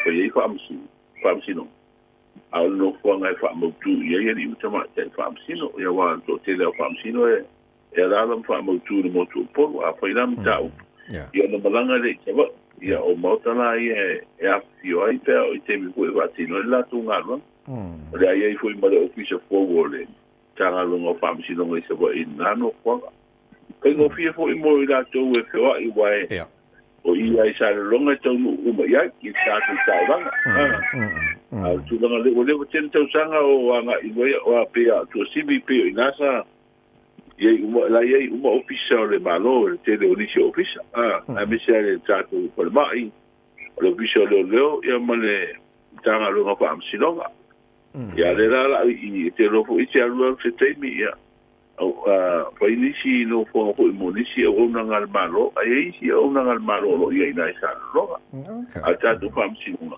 ya le wa o fo a mata nga ngale mai ne ta to market fo le a ngal man fa mo le na sa bala o so lo ngale le fa ngai no le market fo ya olai so lo ngale ya fo itu lang fa ngai no na mo telefone o lo mo market ya o to ingol o fi fa to anga mani so business dai ai o le fu fa ngai no ta to market wal market le wo ave po ia business po nei de sa bio le no market ana we na pe o le sa o le to fo se tu la po le free market po le sa fo i de ta to market le sa wala la o si tia uma ia por ainga ia o isi o lo to fa to anga fa to o ina ida sa au ma na ia I tu el market fo le sa wala lo le na usa ma na ia ma na ia to fo si ina o wala ia mano fo nga fo tu o sa vale o le ko mai la pasi I de mele sa ma sa de tum tum o me fa fa te pas de o mai a pasi o ku mai o le tu la sifo o tu mai na ia ta vale la I fo I o te le na de to tu ina na no tu ai tu o pase se au ma na ia ke longa esa un si singa fu o mo ma ia la okay ma lo fa te tele va tu la no au ta pe na fo mo ta no ta fo o mai sa mo pe ta no va lu fa mo le fa ino mo le si fia no o le wa sa uni ko li se va lu ta tu mo tu se vai ile fa linga fo sa mo ne ngalo fa linga le tu ma nganu kai pe ya le polifest ni na yo kilani te vai ma tu sala okay la stop ineda le a tani malo o se vai o te mo mo le o le fa linga nei talu mai se fu go tu sanga talu wa o le wa ave o tatu motu se vai te balu la ko li sima o lunga le la a penana la tu fatino I fo I por kalambe o le Samone Ngalo Festival o le wa au mai le fa si silanga fa la o telefone me mtanga lo nga wala me business I mleipa ta si ele so ma lo fa tu la fono alo ia I famna tu ino le no su fa tu sanga tu ta si ona le so mo uni eu lo vinga la e fa wa po kala me isi aso elu eu creio la polar me foi wa te fango mai foi tu la fono nga lu fa ta se malo po le nga no eu wa le po kala me fa so ko malo ro ta vai mal tu sara mal fa ko lo miliona le tu pele tu fa po po ni e ta tu nga se au na tu fa ko to oficiai le la o sin sila el malo ta sida de tu la foma to ya si ia ia ngalu o tu la ngavole pui pui le o tato tanga mai la tu se ko malo loina o le ua ta pena le malo e tau au fa mu ia fo I alum fa na wele tunu ila to o fa e ina ipine mai ta longa fa wa malo sa tau sinio ai mo fa mo le tembel tato si Singapore fatino el tulanga le o se punto usanga le tu e ia fa mu ia ngane ya o le vai aso nei o mana tu ai fu el fa la tonga le kru se mu I lo tatu sino Lisio tamali fo I foi la unga o esa ve mata ta ina amta me na ruenga so sonia de foi fa la tonga e tu malosi ai temio ya fiel tatu sino I mala fa na tu la mate mio fa la fa se para o te ko I te masani o tatu o nanga le te no ila mai mo mala fa fa ta la valu nei le ta o te minu sila o le iva I Samoa o le fa lo te no mai ta ta na pe fa fa te le ta ya le stala la mai la vai tau mo le tu na el tau Samoa no ngatono ba so o sabini ta vai mal tau sala e lolo le mano no si o le mata por sabini mai sai o lo ufiti ai per tatu o tulu mai au mai au mana I timo ya fi ai Samoa ni si temi ele o ia se fa tu nga foi ko se la sta ingo fa manu si ele o panu ole tulu ai bo le tau I por mo se va I le soa wo ni se temi matimo pu e ai ini se vaenga mai o no malo si se video le mata folu ini se temi tala le o tau fa malo tele lo fionga le a lo le fa time mo tau tu mai ta tu ngor wenga ni foi ta mo ni fa val nei aso Ya, men vi får ngare. La fionga ngal mana tu man bao tanga vai tipi tanga vai le suel tanga radio Samoa pia. Ja, mata tu tara noanga re foi tai au, me lo tupi Samoa, na fo ma tu taro headlines fa lo tele, taro tala mai Samoa pe tala valu e le tai au nei, taro fom nanga sfa na re foi, tai au fo.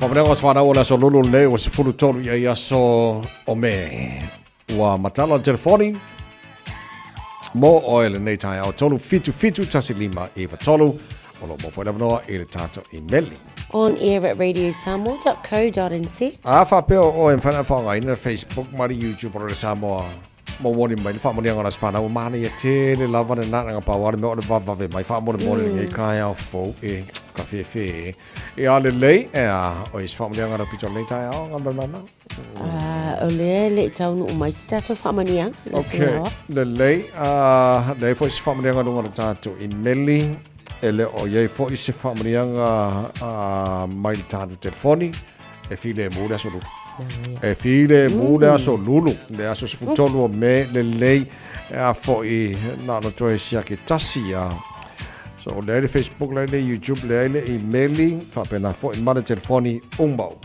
ka ko nga o tato le na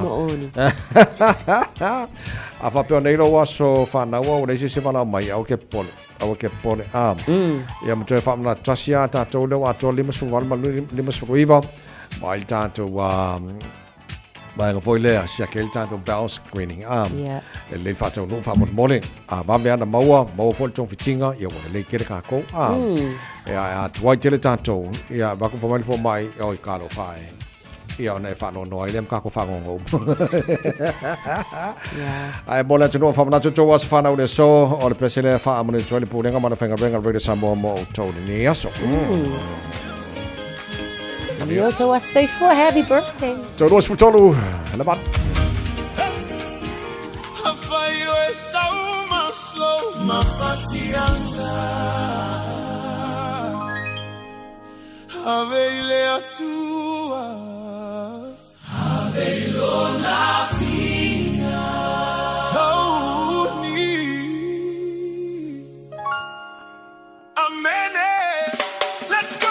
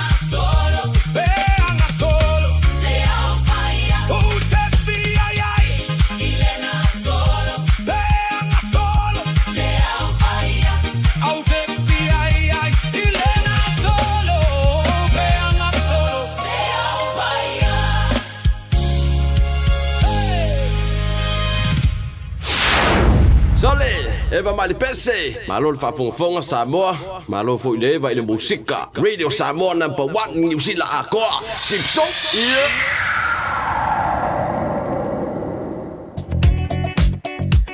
Whaalawalawa tau ta avale lungo tatou State Highway lua se fulu one hanga to Mangere on the southbound o mai tau watu le vale na one hanga mamangi le olo yes whaalawalawa tau ta avale le nei fo taimi so one nala olo o ta punia ia le lane tau matau o le vaenga le na o le ala tele nisi o vaenga o tatou awala o le taimi le nei o le taimi pisi masani lava fo le nei lunga o tatou awala te tele o le olo o mai tau watu lava fo le tatou Southern Motorway fai asi pisi le southbound foi mai ai o tahuhu aluange foi East Tamaki and Highbrook connection so lo mai tau watu le taimi nei fai se pisi nisi o vaenga o la lava foi o lo tu mau le pisi o le State Highway lua se fulu male lua talu mai le whaalawalawe len tula i mai lata jury so o le vale na mai jury anga i atu Ellerslie o lo o fai se pisi i le taimi le nei State Highway su male ono city bound fai se slow mai o kako mai ngā Westgate aluange Lincoln Road te aratu Western Springs o vaenga i o lea o lo o slow mo tātou. Hapena fo i lunga i o i Mount Roscoe and Mangere o lo o faisi slow i lunga o tātou State Highway lua se fulu le taimile nei tātou Southern Fire si pisi le kaimile ngei i o ai mai se fo i la tātou walu watu le ngā Sylvia Park, LSE Panmure Highway, faisi pisi o tātou. Ap tā vale, tau tua nā lava le ono sai, ma ia saunga le mu lau sa i lunga le awala le taimile tau te sulono minute o na tā leo le tu lai vale. Talofa o tofinga le tau tala ma eselo fia whalonga le breakfast le Radio Samoa o te maa o nai. Ooh, it's an ad break. Perfect time to be reminded that winter immunisations, including flu, are available now. Schedule them in at bookmyvaccine.nz or with your healthcare provider. And hey, you might get to tick it off your list before the next ad break. Talofa lava, o nei le nei mai le MSR training. A whai e te whia o ao i to mai whai kofe, whai loa i matangata fōu, ma whau sia lolo to tele e āmata i singa luenga fōu i se whale kofe, bo se whale ainga, des tala nei loa i la mātou Food and Beverage Skills course, lea e āmata i le masina o me. E se fulu lima vai aso le umi, ma a whai e te anga waa e le ai se tutongi. Ma tau te mālama e whainga tale toi fo i a o a onga, a o MSL o se a onga e pēlawa o se a inga, ma o loo iai whai a onga e lango ina o i taimi uma. Wala au mai nei loa, i le o walu se lau, lua wha tolu walu. O lolu manai e a mata i nei. Mo tupe whamo moni Samoa, mana tua loa le Pacific Easy. O loo whaawau pia le tāru whapitoa nao le limbatala te tongi pia whaunga aina le Pacific Easy app e whaatino ai au tupe whamo moni mai lau telefoni whawe ai. O loo awanofo le tāru direct transfer te posi mai ai au tupe le tāru account ma whamani aina fasili lunga le telefoni ma whaatino la whaino lau tupe ai nga whapitoa. Mo le tongi no pido le mai, mo li te ngā tupe so se whare tupe Samoa, pe te tongi i nino no ngā tupe le numpi wha Samoa Housing Corporation, UTOS, Samoa Land, ma so se au nanga Samoa, o lo mawhaina whaatino uma i tātou au nanga o le Easy Pay. Mo le silifia, mo whaasoponia so se wahenga New Zealand i o tātou lala, o lo awano fo i o tātou ofisa i o Tara Mamangele, pe whaunga le Pacific Easy Mobile App, mo le direct transfer, whaasawa i lo taimi, ai sili ato na whaasawa i nau tupe wa taunga tāle penisini. Mo nisi whamtalanga wala au le telefoni o Valselau o Tasiono ono, po numero masani au kilani o le lua fitu ono fitu iwa fitu wha, ma le lua fitu ono fitu iwa waru wha, Pacific Easy o lau paanga mo tupe wha mo boli Samoa. E te sila fia wa te tala ina neile San Palmo lunch ma dinner buffet. Ama tātu le aso lua, lima o me, lua o lua ono. Lunch, ama tātu le afas frutasi se e pa ia le lua. Dinner, ama tamai le aso tofi mai le afa o le lima. A whaila o talini au malo. O wa fia whailonga ina fo i se aso whapito. A fifio mai matala mai ao. Ivas Furuiva Atkinson Avenue o Tahuhu. Po le whaasotai mai le lua lima iwa, wha o. Po le olua fitu, lua o ono, iwa o lua tasi.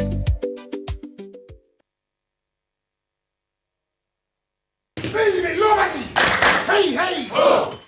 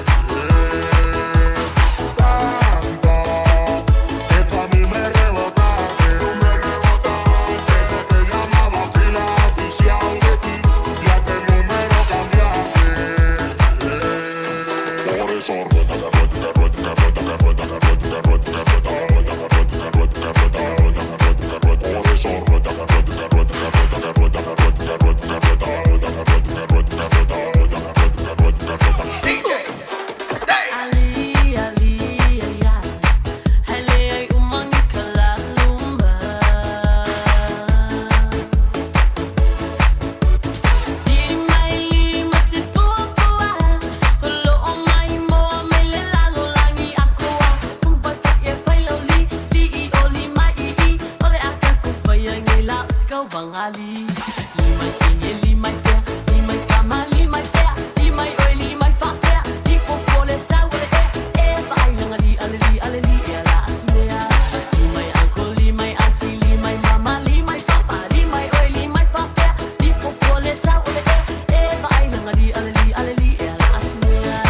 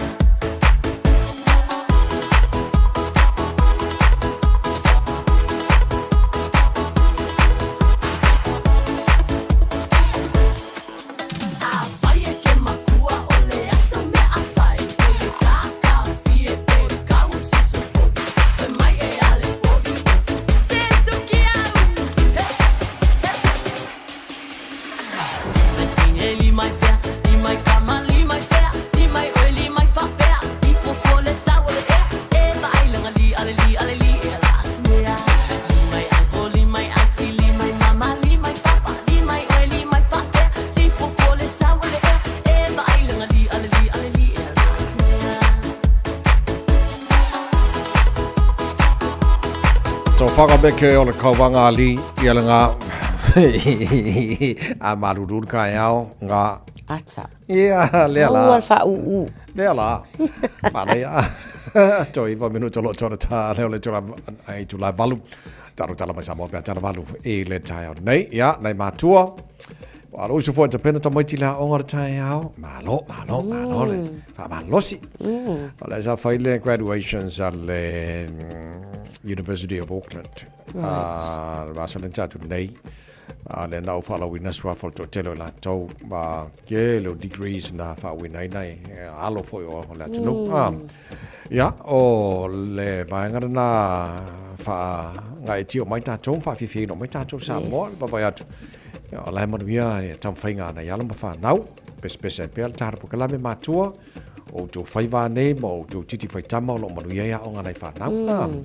So wha malo si mai wha mone mole. Awale fefel ma lulu. Mani lima fia moi. Ia wha malo si mai. Ele isi me maua ma le file muli. Vai kaimi kaunga ko ngā lue malosi. Pena nei whanau le tai au. Ia. Ia. Tele lope to tele nisa wha whaumara tino alalai tono mene o boarding houses. Ai o titilo atole ase singa le mtango lenga le MBI. Mesal tele o boarding houses au kilani. Tuale au sia le standard e tauna iaia whale nei mo le lei mo te ngata e no fo i tonu i. Pe a maua, titilo atu nao li potina maua le tapo kalame. O le tulanga lo iei, o se tulanga e matua i e o foi lele ia i lātou foi o le mtanga luenga. Mai se i lātou umananga ia te whaia se singa ia i le Central and South Auckland. Pei o ina o lo o iei ni properties foi ia. O leo lo no futotongi e foi ia le toa te leo nisi o ainga. Tulanga foi ia o le maua o le mold ia i lunga o whale o nisi o vaenga. Mai se le maintenance o whale. Pei o nisi o vaenga o lo o whaiti o ina te le lava foi.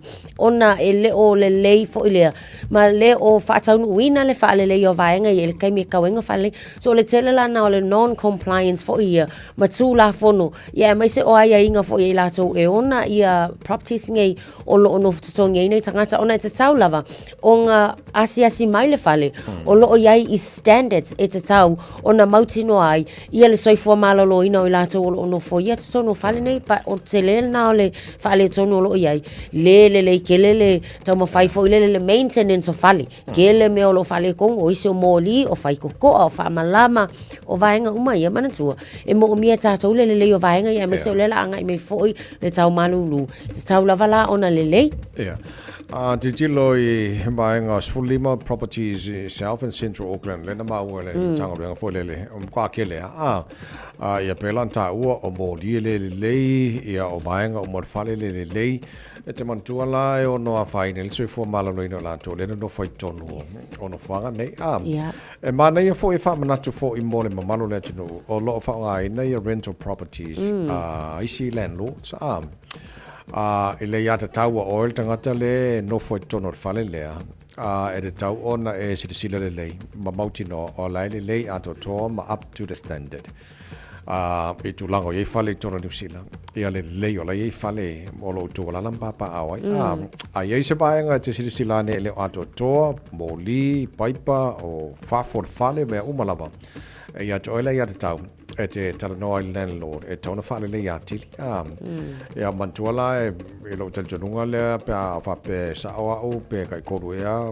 masinga ma fa inspections o fale ele landlord la to no winga la fa pe el watu landlord sa silo fale ia la ele le o the responsibility la le landlord o fire ia le ato to me umana wala nga oile no for fale e te lele a whaina telo si fo mararo ina pe ale lele ia pe la fale is for lima le boarding houses in Mauam au kilani e pe yo a Maua Fate foi wai le fa manatu le tunu ina nei no foi le fa le tono falo lo iai a fa ina sui fo malalo ina ma tua mana I fa na lo no foi tono fa ale anko ke ngo fo ma ko ile rental no ai le sila ma tala no ia ma fai ale ato tona le e ke le la kupenga ko ngele rent ia ma le mo ke sia le landlord e tau foi lana mtua le ato to ele me ora la le tunu ia awala vale musta le tu awa fo ile solo muli le ngona o le finau ia wa mana tu fo ia fo ile ia tau o no tongi fale nei e ma fai e ona molia ia pe afa pe ele le la lo wa ko avela ko sanga molia o la o yengi fa mau maunga fo ie wa umang kala ngo ia ma longo fa afia ia ona fai ngo fiele ona maule so swani motato mana ia manga na wa yes en faina pe po elo ke fongi tala noanga e fai ma evidence on time a ke o kiki mai le landlord le e se so tainga ia at least ola iau fa momonga ala sa ona e aski ai e pe po fo niata e o me o mana ola wa ia te tauna o the tenant panga ka ngo po aka ia ma ave wa a le ma fai ona sort out le problem por fa fi tauli I le val tenant ma landlord ia den no le si tu langa I lunga Yo la o le tribunal ma ia at least ola ia vaenga ia e fa mauni ai e sa o lenga e tala no landlord fa le ia vaenga ia ba ko e malaka ai ia wa ko me ma ai o le telos fa na tu le tele le mo ta to mai sa ta to o lo fa ngai na ia rental properties ala to ya na fa ia mauti no le wala ngol ta sile vaenga o le bona mai le malo New Zealand ia o ia fale uma rental properties ele standard e tau na o le lei me uma ona o le nau ina ia ona ia finance so for malaloina o la tolo fa ina rental properties e ona fale tono fale fale na fa na to mota to ne fo tai fo mo ne ngalo se ka o ke le fa marastino ele ma fa la bona o ka fa marastino ka fa marastino ia o sa mai fa marastino mai alo le so mataro tala mai samo ne tai au ga no ka go ia au safa o tua ia lunga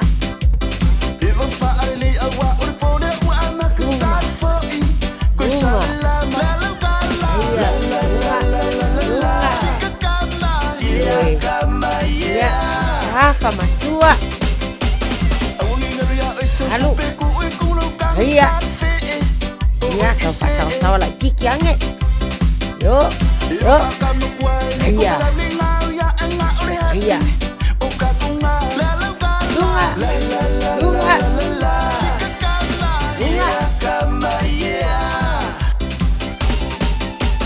lunga halo fatasi luma iya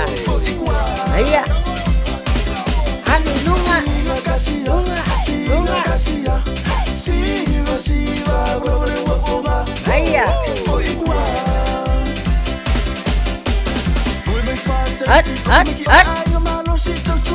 Yo. Aya. Atafa. Aya. Espirito.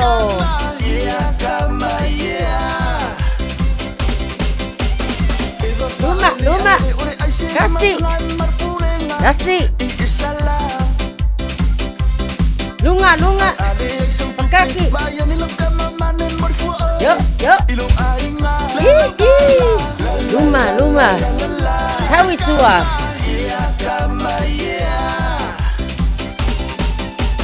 Yo. Aya. Luma. Atafa. At. Yo. Naya. Luma.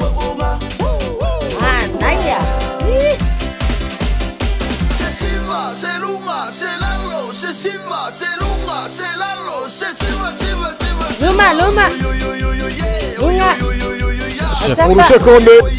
Luma. Ay, limang. Ya, malo. Ya, komane. Ya, mana vai totonu. Mana vai fafo. Malo ono sai. Manu ya tele fatama swali ingo le nei fo ya soi fo ya. Tasilima ivatolu amo. Radio Samoa. Usimaya lau whaafofonga o le whaapoponga fo ele nei o talafau mai Samoa. Awina sa mai mo oe e lau leiti o whalongolongo le Radio Samoa. Tasilima iwa tolu amo. Whatalofo lo tātu watunu i le whaapoponga o le tautua masani. Tala mai lo tātu watunu. Tala taulongo mo le nei a so phone. I le se fulurua i le nei o tausanga o whaatino pea. E le mtanga luenga wa onga maanga nuu le porokalame o le toe whaolaola o le tāu o tū maanga nuu. I te tonu o a onga e ala i le whaalinga o le Samoa Nei Ngalo Festival. O le tausanga nei, o le a whai ai mo le teimi mua o le tātou motu tele i sala whai. O le stofi le vāso nei i le hall, i a po se mota tele o le a onga maua lunga o le Don Bosco i sali longa. O le a whanga solo ai lea whaalinga, o whamoe a waikoli se valu i sa vai. O le autua o le whaalinga o le neitau sanga hola i laumanga nuu. Ma o le a wha i loa i alo ma whanau nisi o tātou tūmanga nuu, e ala i pese masiva. E tolu vaenga tāu o le a wha masino i eile whaalinga, e au fi eile wha tāu o le vāta puia, wha tāu o tūmanga nuu, ma le wha tāu o le ngangana Samoa. O siva ma ulu, o pese wha leanga nuu, wha pēma le taualunga, e whaatino e tāu pou mamana ia, o nisi o vaenga tō ngia o le whaalinga o le Samoa Nei Ngalo. O wala au whaalo alo aile mtanga aluenga o a onga maanga nuu i mātua maainga, whapere lau tere o le tātu o tunu u lātou te mori mawina, tāpenanga uma kolisi e valu o le a wai. E aunga e tasi le autu o lea whaalinga, ma le whaalinga o tū maanga nuu wha Pasifika, o loo whaatino e a onga mauru lunga i te tonu o le aio au kilani i New Zealand, lea e whaia i tausanga uma le Polyfest. O nisio kolisi mauru lunga o whaamoe a wai, i le whaalinga i sawa i le neiva yaso, o le kolisi o alofi o tawa, kolisi o Amoa, o le kolisi o Mata Aevave, kolisi o Don Bosco, o le kolisi o Wesiriana, kolisi o Palauli i Sifo, ma le kolisi a Palauli le wha. O le ua whaero mai e se mori mau whaatua tuaina. O le a wai nisi o kolisi le tātou mutu tele i sala whai. Ono nisi o tāpenanga tāua o loo whengai mai a kolisi.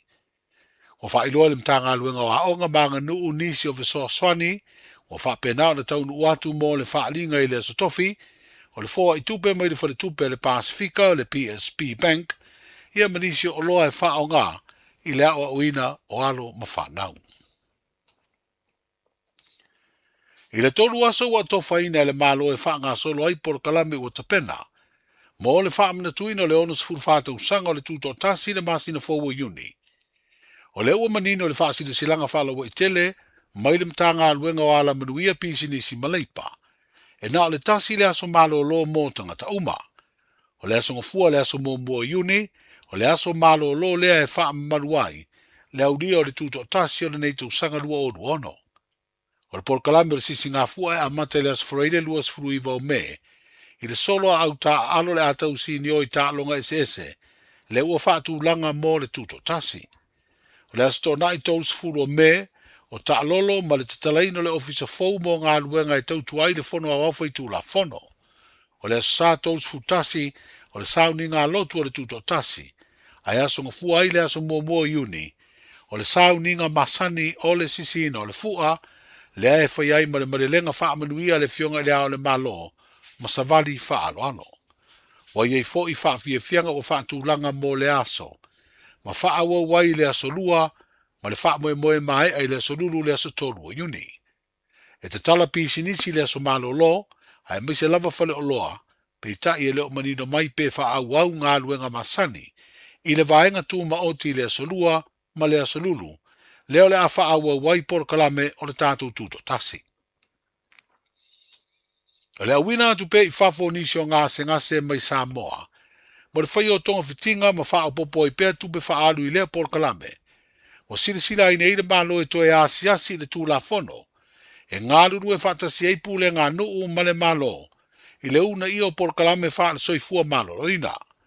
O le wha moe lea tūlanga no ua wha lia le pāle mia o tatau, o na toi wha malo sia pui ngā le soifua malo roina le tunu mai ngase le pipisi, e pei o le suka, toto mauarunga, ma ngase o le fatu.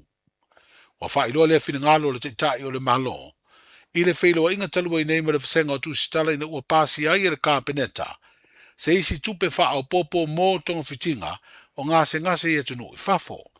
E 2 miliona lea vai ngā tupe ua wha au popo le silia le 10 miliona, na pāsia mō tonga fitinga i atunu i whafo, i lalo o fuafuanga o le tala o le tupe o le tausanga wha le tupe lo wha ngā solo i le taime nei. Wa iei nei fuafuanga le a whaatino i se sauninga i le asolua o le masino iuni, i le taime o por kalame le sisi ngā fua, le tau au ina o whaamrianga mo alo ma whana ua le atunu ua whaamanuia ina i tau vanga o ta longa whaavao malo, e ala le i pine na manu malo ai. O whaidoa lea fuafuanga le teitai o le malo i le tuana iai, o nisi o ta longa whaavao malo na masi iai au ta alo le atunu, ma wai pine aulo, pine siliva, ma pine apa me mea. Ia me se ta longa si ua mea ma mafa le langi, e peona sa tali malo ai sa moa i le masina na te nei. O lo whaia tā penanga e wha mautu ai, wha manuianga e maua. O lo te pena mele pepa ale tanga luenga tā longa, ma le Cessnock.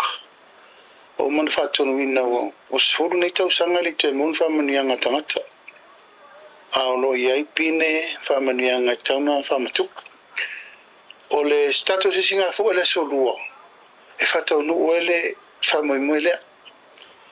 E ele tonu ngai tonu toru ba yaso le to e le yorsi Singapura o pasir kapeneta ila to ulesa fatu la mai ila to famaniang a fenga fa vai e se fenga fa vai lenta to pule mena a fenga fa vai fo le to pena ia fa la titi mai lalo le mawalungo le mena race ile pa mo qualification of famaniang e tu langa ile tau lia tato sa Pacific Cape pela fa no ngotu na ai olo ia ile fa ma ni se ia mai ia tu langa ta longa fa ba ma lo polo olimpeka ia por Commonwealth ia por world por la level state solo ia ia tu na ira ia te me hola tato ta longa le na umane si singa me mafa por Oceania por Pacific Cape por fela ai ole la fa no. We will have an occasions of giving out or famanianga. E faila solua. E fa pine ila to watatauna qualify le tato famoe. Le fionga le pāle mia sa sunga la audia le mali e toa le uatea po late e vaufosi. O le koluse mua se wha tonga e ofo ina fisoa swani, i teimi o mawhitianga o tangata mai mala wha le natura, Whapea ni pua ngai a fiai le soifua saunga le mua tangata. Ma ua fitu se furufane i tau sanga. Talu na whaavaina lea au nanga i Samoa. Talu mai le tau sanga e awhi visalau li malua i le teimi o pūlenga New Zealand. O le nei vā yaso o mana tua ai e le koluse mua Samoa. Nisi o ta i sa asa ina mai le ngasu o le tai au i ana au nanga. Ai mai se o nisi o tamali o le atunu na amata mea. I le ta ia leo le whaalapitonga ina ualoa ia. Le koluse mua Samoa i se tū la fono na pasia. I le tau sanga e awhi visalau i vatolu. Stasi o tamali ina urua i avema bele stena whaalapitonga. Ina ua tūto tasi mai le ta inga le koluse mua New Zealand. O le tofa i a whaleao maka sa ponu. O se tamali ina te le tausanga o ia ta ina le koluse mumu. Ma o a whāte tele ia ofa ma vale lia o nisi o mala whale natura. Na pito tele ai le sao le whaalapitonga i fisoa swani. Na tu ina atu le tātu utino. Na wha awau ia fisoa swani e isi fo i ta i o le whaalapitonga o lo iai le teimi nei. I nisi o whavelame whale natura na fiai Samoa. E pe o le tsunami le tausanga i luafe ma leiva. O le vai o se nei le whaamana tuina le koluse mumu. O le aso whaavao malo le whaalapitonga le lorangi. Wa whaatino ai ma se tasi o ana au nanga fisoa swani. O le tuina le o toto mai le lautere o le atunu o e fia ofo lato toto. Mo ngase i le au nanga mtanga aluenga o le soifua mano loina. O lo mana o mi e lea mtanga aluenga le fisoa swani. Ona ua whaititia paina toto e wha leo mo ngase tingaina. Ai mai se onisi a fia le ola ma le soifua ini whaalawelawe. Tala i ore nei aso, soifua. Pui lo a inga i le tau malulu. Au e te whaatali. Whaatonu nei loa lau tui ar fulu. A whai wono li mau tau sanga pe o vatu. Pe maua o e singa se tu mau. Mai tanga. Po maua foiso o alo i singa se tau manawa. E ma whai o na whai a fua lau tui ar fulu. Tanga ia nei le upenga te whailangi. bookmyvaccine.health.nz e vave to e whai ngō fie. Mō whapesili manisi whamtalanga. Really Maile Vaccination Helpline. O valu se lau, lua valu lua iwa lua ono. O valu se lau, lua valu lua iwa lua ono. Po o le fono. O valu se lau, tolu ono ono wha valu. O valu se lau, tolu ono wha valu. E siri le poipuia na i lola tonga fitia. Whai nei lola utui ar fulu. Talofa, we're like Tina's. Talofa, this is Pat Lam. Talofa lava, o aola pi marina. Mau pelo li tio. I le Radio Samoa, tasi lima iwa tolu amo.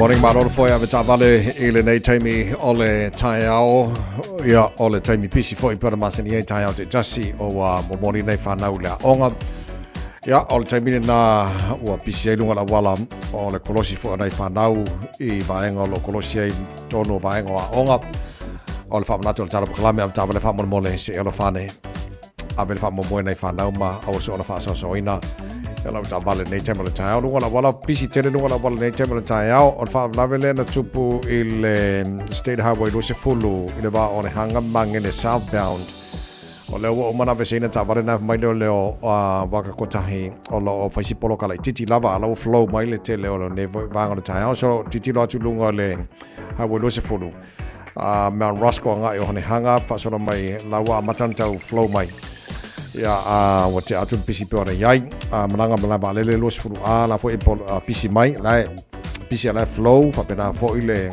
fa o mai los fulu around Maruko now around Rainbow's End Lambi Drive on ramp le fa polo kamari ne vanga tai au fa si polo kal malanga mai sifo la okay le highways fulu valu somewhere Green Heights fa solo mai Fenua Pine Hobsonville lai PCLF flow lei for West Gates Fulono now Royal Road on ramp and Lincoln Road on ramp fa solo mai ai Point Chevalier and Western Springs poloka for the neva on the tai how ta tolo lunga State Highway 1 lai manai lai PCLF flow around Mount Wellington lai poloka mai mo mai neva on the tai how ya malanga mai North Shore city bound on Northern Motorway pasi mai Silverdale Wairau Valley Takapuna North Coast Fais polo ka ne bang o tai lunga la wala apta vale malo la volon sai malo for the fight cho mau sang de mu nga chu cha mga ruenga ne cha ya fa pena foi de momori no nei fa nang ya ele aonga Tasilima i Vatolu Amo Radio Samoa. Paingala tamane nei le tala o le tau I le nei foi taimi o le tai au I Samoa lo te vava atu los fufa o yele vela le e wa te le Samoa I le nei taimi o le tai au e tu mauinga a waolang le lei foi le tau Samoa e ni so vainga Samoa pa o timu le nei foi yaso o lo te vava atu fa mai la mai tau e o le tolus futasi anga le tolus fulua degree Celsius mo runga le vela o le e Samoa le nei so lulu lua se fulu mar fai lona mawalalo so tue fata talo fatu le te mara tai au ma malo la tuno iso se vai ngo Samoa fata lo foi ni se masane no felo mai I o anga tu le pakasai lona la boy malo lan fontele to tele tato lo fa fonga ma message mail tar po kalame malo la versi fo maria le foi tai au fo maria foi le roto de kalesia lan fontele ole nei foi te sanga ile tulanga ile tau Australia fa tala fatu pa angal tara pokala meso se vai Australia se fulo ile marulu le la mo Canberra nei time on the tai au ola fa solo na awalang de lei ni so timing se fulo varu marunga de maru e air mo le la mo Canberra ile ne fa yaso mal pore malo se fo manuia to le fosi o moti uso e mo to tele le malo le tunu ala so se vai nga o men pone malo la se fo manuia se fulo ile marulu ile nei taimi o le tai au la fa solo foi na awa lang le lei ni so taimi los futasi mo lunga ma fa fa ma wina mo mel pone le so le malo le tino I sini Australia good morning malo si fo mo yes fuono o ye le malo lo e le va o tai au la fa solo foi na awa el taimi pa o na I wanga ma lang le lei foi ni so taimi los futasi mo lunga ma fa le e fa ma wina ya mo sini Australia mo le foi yaso Brisbane Australia si fuono lo e foi le malo lo e mai la tau la fa sono na awa e pa timum la titi fol teme langi le tau le so lo sufa o le lo sufa mo lunga de vela fa mo wina mo Brisbane nei fo yaso Perth Australia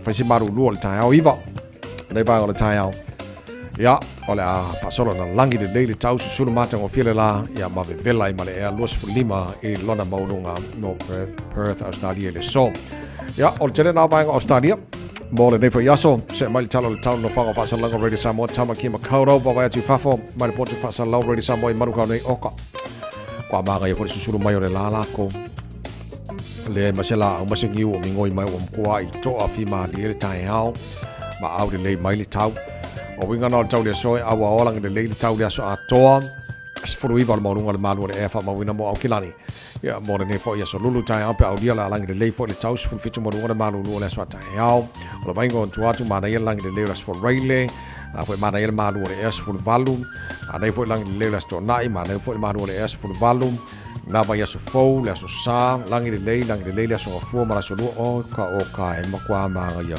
kille a sole ya ole na o fa mo o ma na tu na mai la vai tau ne foi time no le tai au le tunu ala papa au ni so vai ngor kelope le tal tunu ala mo le tau mo to ne so fo tatu sabalia se fulu male fitule o te ai nei tu la evalu a fa nei sia tatu tala mai Samoa pe ona yele nei tai au a o te popole la te fa sala wina mo pe tale tu la se fulu male lu ala le so le si fa po o tatu tala mai Samoa o nei vai so le ta o le valu e le tai au na we fa fonga o fa longo fo we se fia o lo o mena liberty o tupu Samoa e pe ona yai a torpu lo le fionga le palembiama le whainga malo ile a o le tofa se I faise reward po se tau I mona yalo ma whanau lo sisir fu a Samoa mene whaanga tama whamni ei nei pine e pone ei pine auro pine se liva pine apa mea well deserved rewards mo la tau so o se fifianga e pele loia oe lau whaafonga I lau whalongolongo e tōn puro le fionga le palemia pa pena fo ili tātu malo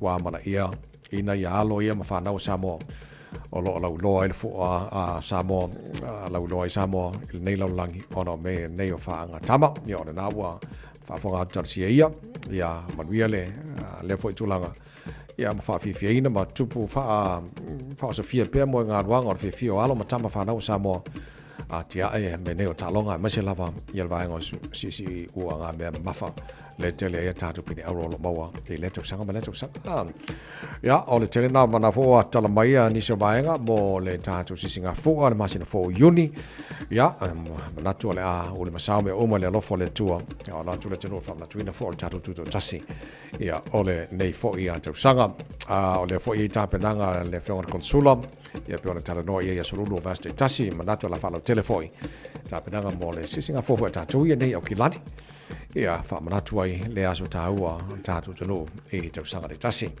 le fa fonga po kala me manual ta au ala really sa mo smaila mai mo la fa fonga ta to mo fa sa mo ne solulu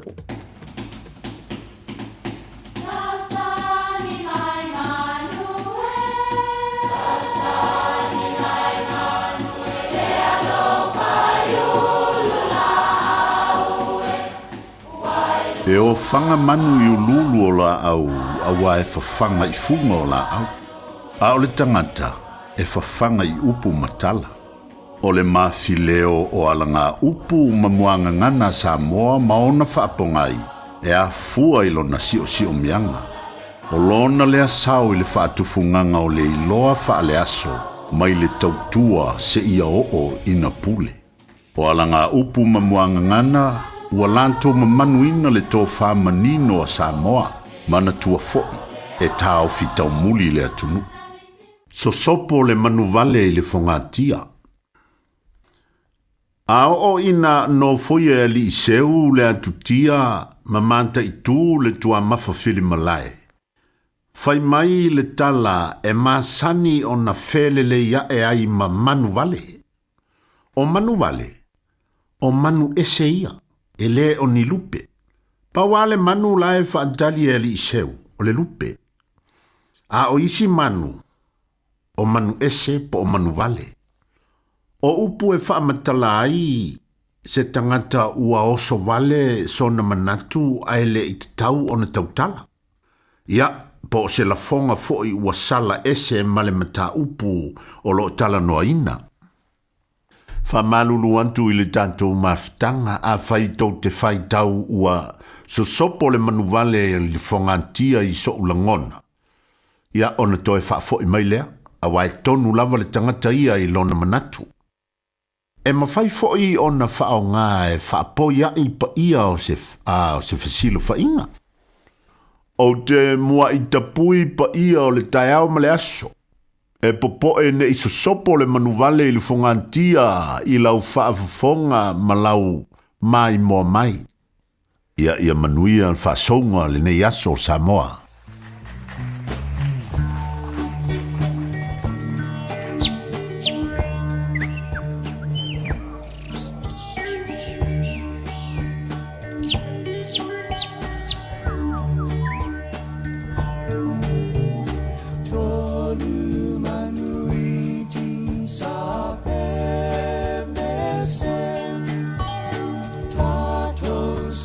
So la ma fa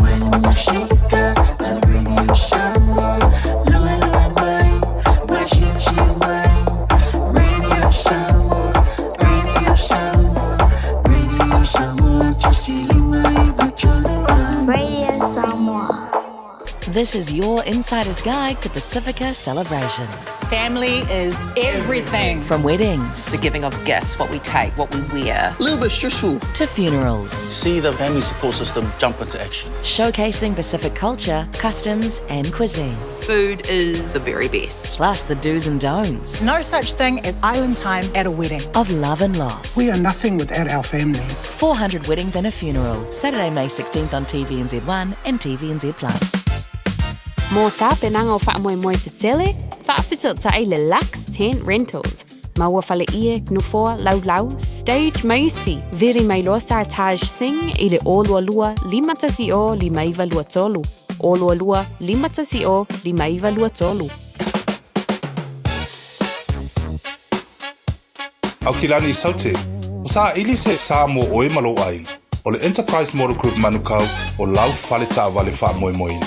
O tele ta wale matango fie filfili mai ai, tele le soani o lau whai ngā luenga mo oe, mo se ta wale talafia ngai, su mai I le 5 Grey South Road I nei manukau.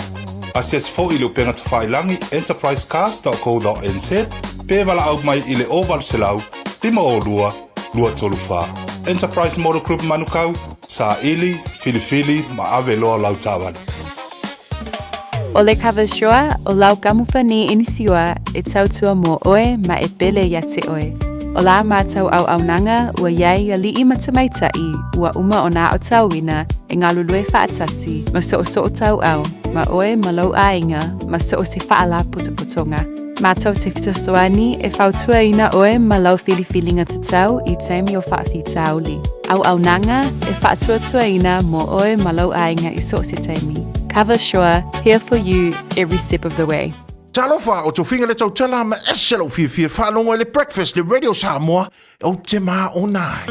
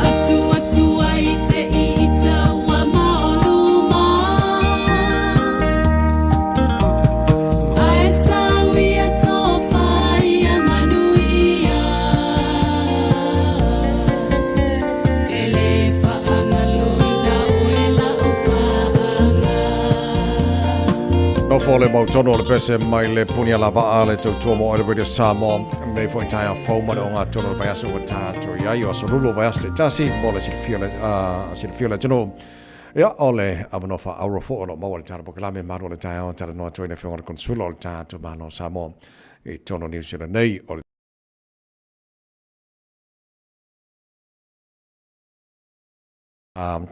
ia ma tele me tauna silifia le tunu o vaenga o whamsinonga i Samoa o ane pisusuani le whenga konsula tu langa o iai a vaita maino tamaiti adoption ia ma tele lava nisi vaenga o lo o tam whaina vane whenga konsula malamalama mo tātou i le asolulu mo le asolulu ia nei tai au fau fio mai le tāpo kalama nei tai au se fu manu i la whionga a whamata ia se fu manu ia tawai i tai au fau le lo whamalanga leo le tua taro fatu i le whafongfong tā po i mai ni tau i le pa ia maru se tātou tunu mai la vai mau tele se o mau iti le tā po inga fo ia au na le tua lo whanono manu o wase manu ia se tātou tunu ia e whataro fatu i mai la nganga whararo maro se fuata vai ma lo fo le se fo mania la whionga le konsula nei tai au whaftai mo le whaavana wai le taimi ia mo ta po kalama ne pe ona masene aso lolo vasti tasi se ta mata o le ma wolo o to va atu ni se la tino fa fasili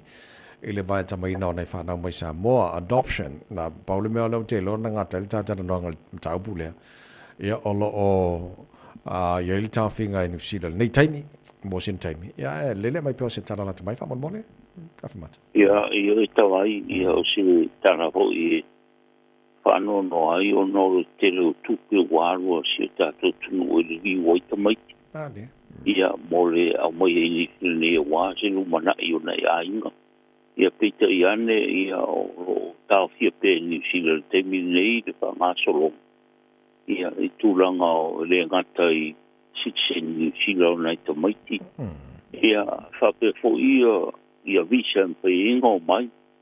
Ia o ia filtanga inga ro foi te mili runga le level le maro ina ia sila ia tu langa le au kelenga i kanga ka o ku ta vai le ofisa o kele ku pe waru ringa ko mai ia al tu langa na ka ele se me foi wa ele se pule ka ko pule ani si de ia la to ko fa vai mara to tu la fono ma ne da ai karo si le ia la ka mai se aso ko e pa nga solo ile tu langa no lo to pe fa le ia a tini tu langa ka mai ke au mai o fa fita o ko ia pe ni si le fieta vai ia a wa pa nei mai o le ava no mai ngai ka mai ke fa o mai nei mo lu mana ia ia ta tu tau sia por me un sa ia a fai o mga liu ia automatia un sa ia ko wa nei kai mira ka mai ia o ko e liu to fa ni siga ia na panga solo le pe no masenia a fe matana si vai nga fa mon mole le fo ile mai sa no nga fa kon suna fo le o lo e fo ni so lo o auto va ante fe mo so ni mo fam si no nga fa no mas fa sa mo o la se tu la o le tu sa o le ta vai o ni pa fi ka po fe ka ke mo foi ia su e fa mara mai me o tu po mai ai nga sa mo mo se me yo fa mi no ngo so fa tai mo se fa nuo ia e lo mulia e ka ko ni yo no fo tu pa fo yo pa ti no ni sa fa i ku langa pa pena ia on tom pe de ta o tu langa fa tu la fo ia ai pe ta ia o nga o ringi i si le pen ka te o ia ku ia la fo in fa va e fa si no nga se no nga ki o sa bo fo i lo to nga fa o i so fa la ve se tu langa fa pena ia o kwara le ofisa ngisi ia le se maka fai o ia le ofisa ia e ka fai e mo se so ni nei ta tu tangata ia ai o pe le ofisa ta vai ia fai da se a wara fai so ta isa mo le ofisa fu o pomsilo ia ma se fa ko nga ma se a wara fai o nga tanga yo ia tu i nichile nei i tūranga pa pena nei o tātou tangata i sa amone i nichile nei ali mai i to tunga i ora to fanua mo pe hu so fa tawa le atunu le mai mo man fa fo man nei tai au a o le mai fo ile tata no ngam fo ngar konsula o le batu fo ile telefoni o no officer fa na bala wana ia ma mo fo ina so soni la von time tata no ina ta upu ya on Facebook pu o taro time lungo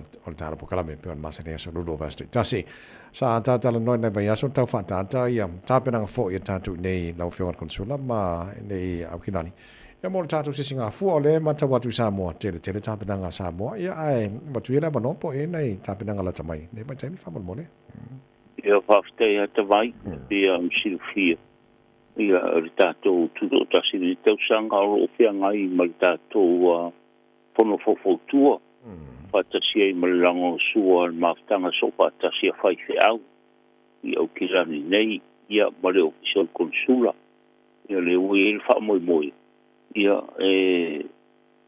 fere loku le fia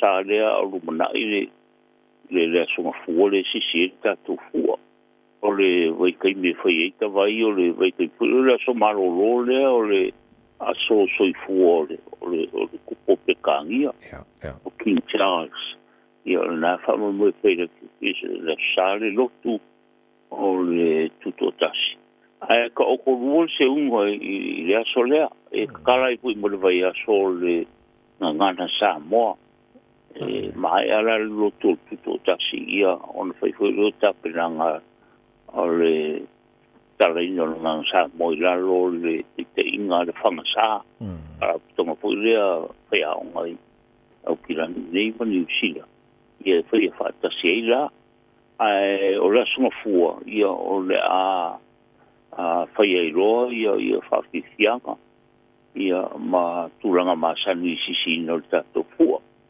ia ma fa fianga fu ora fa ia aso e luara sol ka ko ka sire ele ko mama inga fu ka ko pila neta vai io wa sol ta to sisino ta to fu au pila nei ia ila ro la vole fa mo lunga mo te inga fo tua ia ma dai au finga lo to fele tua me se ta to official cultura ia ole ka ro ta vai ia ma tango fie ba ka ko kele fa fianga e fu te se fa le anu ia o ta pena ina se tasio e kalesia ia i moles mo ole ia soilu fakianga on ia ona la mai ona sisino fuol ta ao o loku le foi le filosa ia o mapanga solo le la telefo ia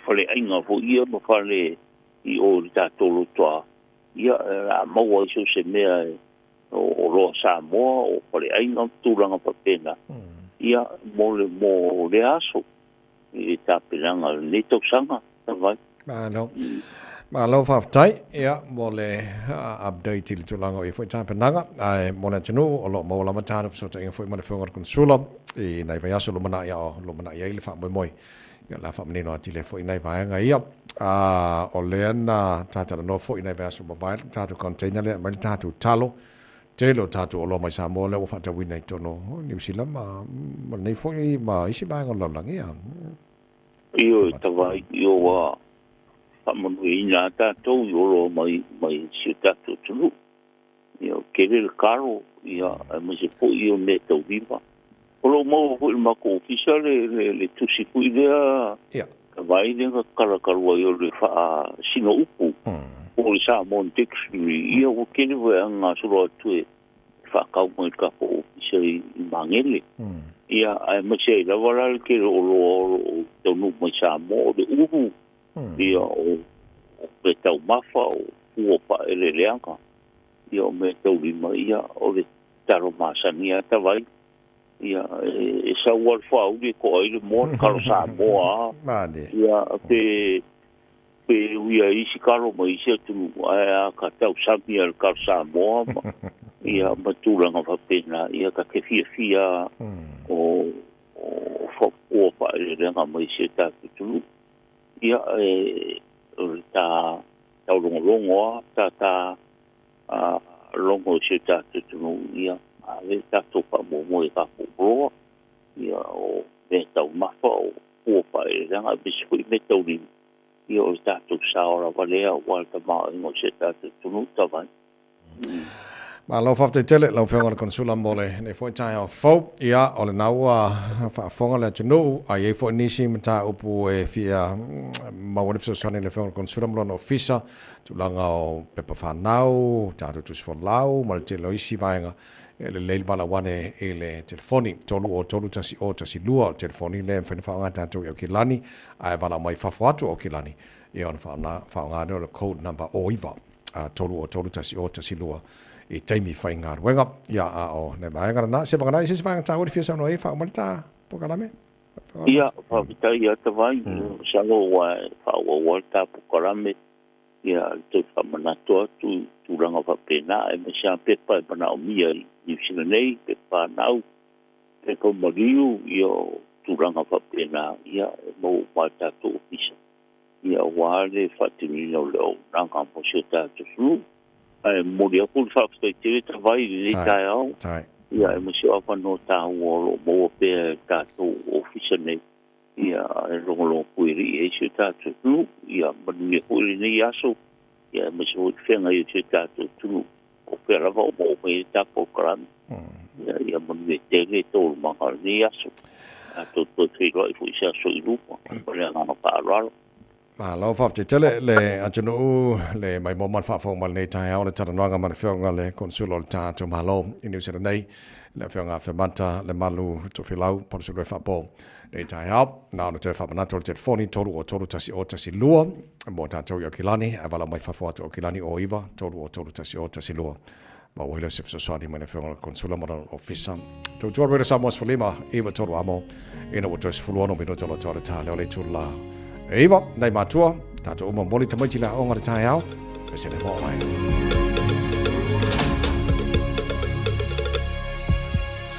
Ua matango fiele aso mua ia mua o Sauni mai lau pati male po tupulanga sa mo mai e faa fia e faa vai sa moa ile atua o Samoa e no ua tunu upele e pele pe ilo uanganga tupulanga Samoa mai e fa fia mole au mai moa manene lau siva mafali o winga tau safia se mai ala ia tene Samoa ai ia ne loa ole Samoa o te mita i le vasa loloa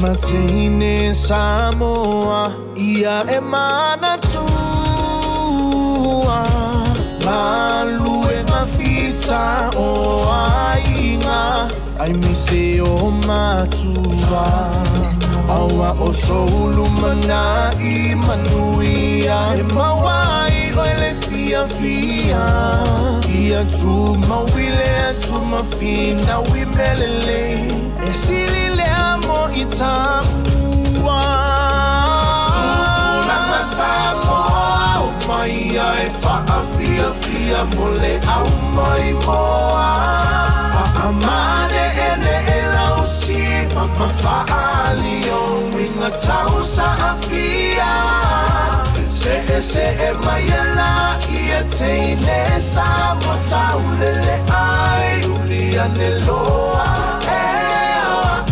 Samoa o te mita i le vasa loloa tupulanga Samoa mai e faa fia mole au mai moa faa manene lau siva ma faali o winga tau safia se mayala ia teine sa bota ulele ai dunia neloa ole Samoa o te mita i le vasa loloa ole Samoa o te mita i le vasa loloa Tupulanga Samoa, Tree and Waino, le tautua rida Samoa, ina mo toi se furulua mino tolo tōra tā leo le tūla eiva. E le tala tūnonga no manuia le tai o le lofa maranga le rei le tāra matai le langi whai ama siaki le tā vali. O lo whai ama tuitu iatu, wha mana tuatu le tāra pokalame, whai masiaki le tā vali. Te tau na whai full service, a o le teime whai full service o tā vali whai. A o le kaimiu expire le warrant of fitness whai. Tautua manai whana whai mo oe le tai o World and Auto Limited, o le yalo Samoa.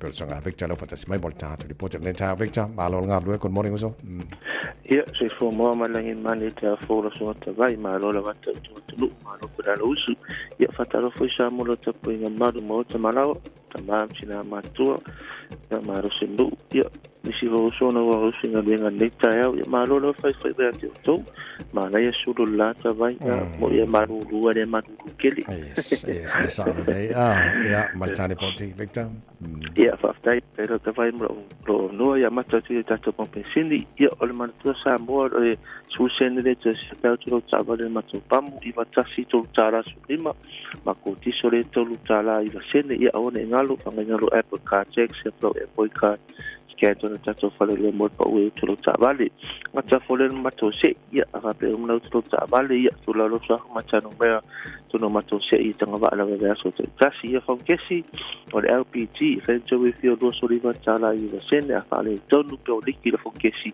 ia ene fena we fio a shop so fonkesi fola o mona fa to lo mata to pe sini ia mato fale sini ana so ne ai mato to si tasi ne mato le sta makiro ia ona ingalo la fu service ta wala va fare fu service ta una disfa no la o ta vale mata fole pe pole wolf ia o le transmission service ia tuna ta wana tito ngai ia me ta wala va ta na maintain ia ngata fole li fino ta to ta vale ia lo e si to lo si mo dunga o le lift pu pass no ko to pa mata fole o le roof racks roof rails low speed mata te spoka ia mo lava na fa na feita to fazinia ngata fole o ta to interview ia o mafota to ta vale na pe ke mai fese mafota sa fai mo lava ia mato skena fale to no ta vale ia pomboli ne so mo lo te sport ia ngara to skena ia fa pe ia flares e pe o le pasi lo ta vale o pote ia pa o sa ia ngari foi flares e pasi de por wolf ngata fo lea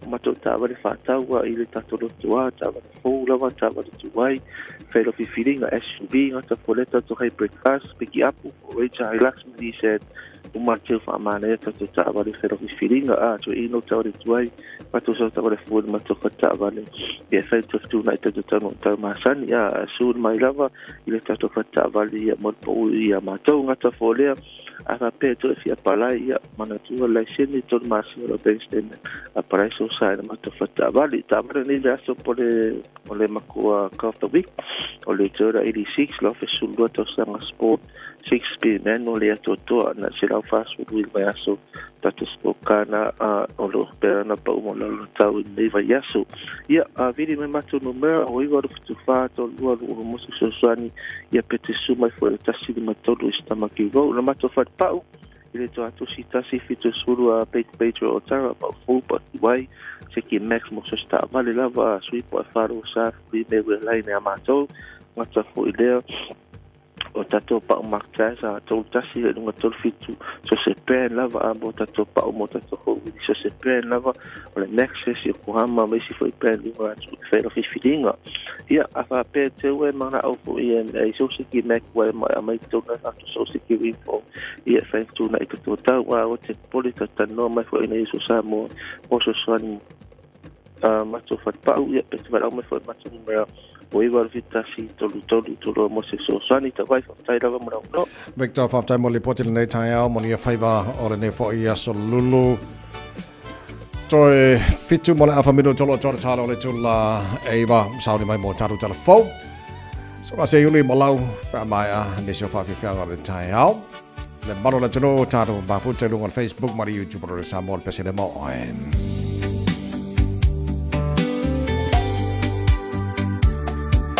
Wagoto atulela Ilona no fo aga Wa ai tautai alofa E asale malama Masalo lo ufiafia Le alofa watali talia Foliga oeleta usala Se aluma fa amatala Le masina e aluma sao E malama ayo elo au E usu atu se pese Se alofa mo o ele pele Le alofa ia tawane ai So leo fia fa alogo ai O foliga fia te pa ai Tuma upea italau va ai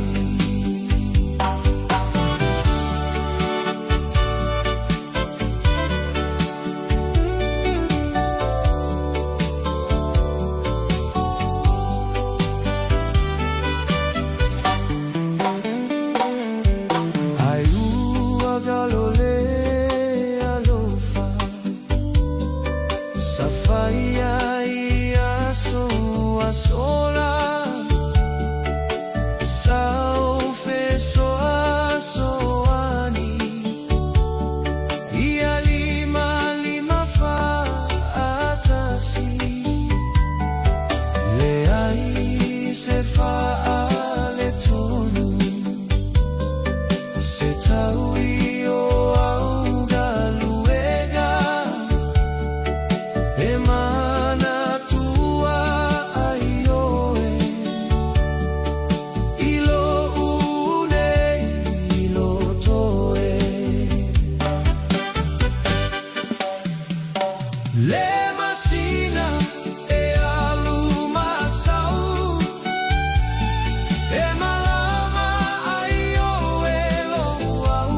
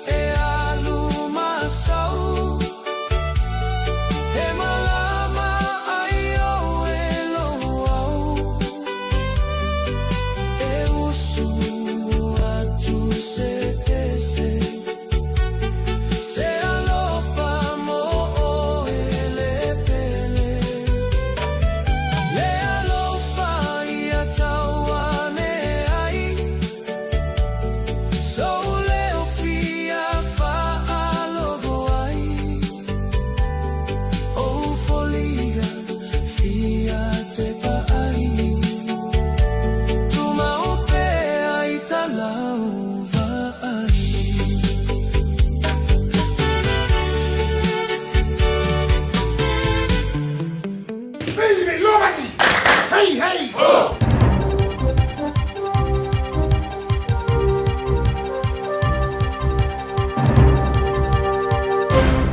O sa vainga le nei telefon moni ni tai au mai a te ro New Zealand ia wafwelo nofo tapoi mai.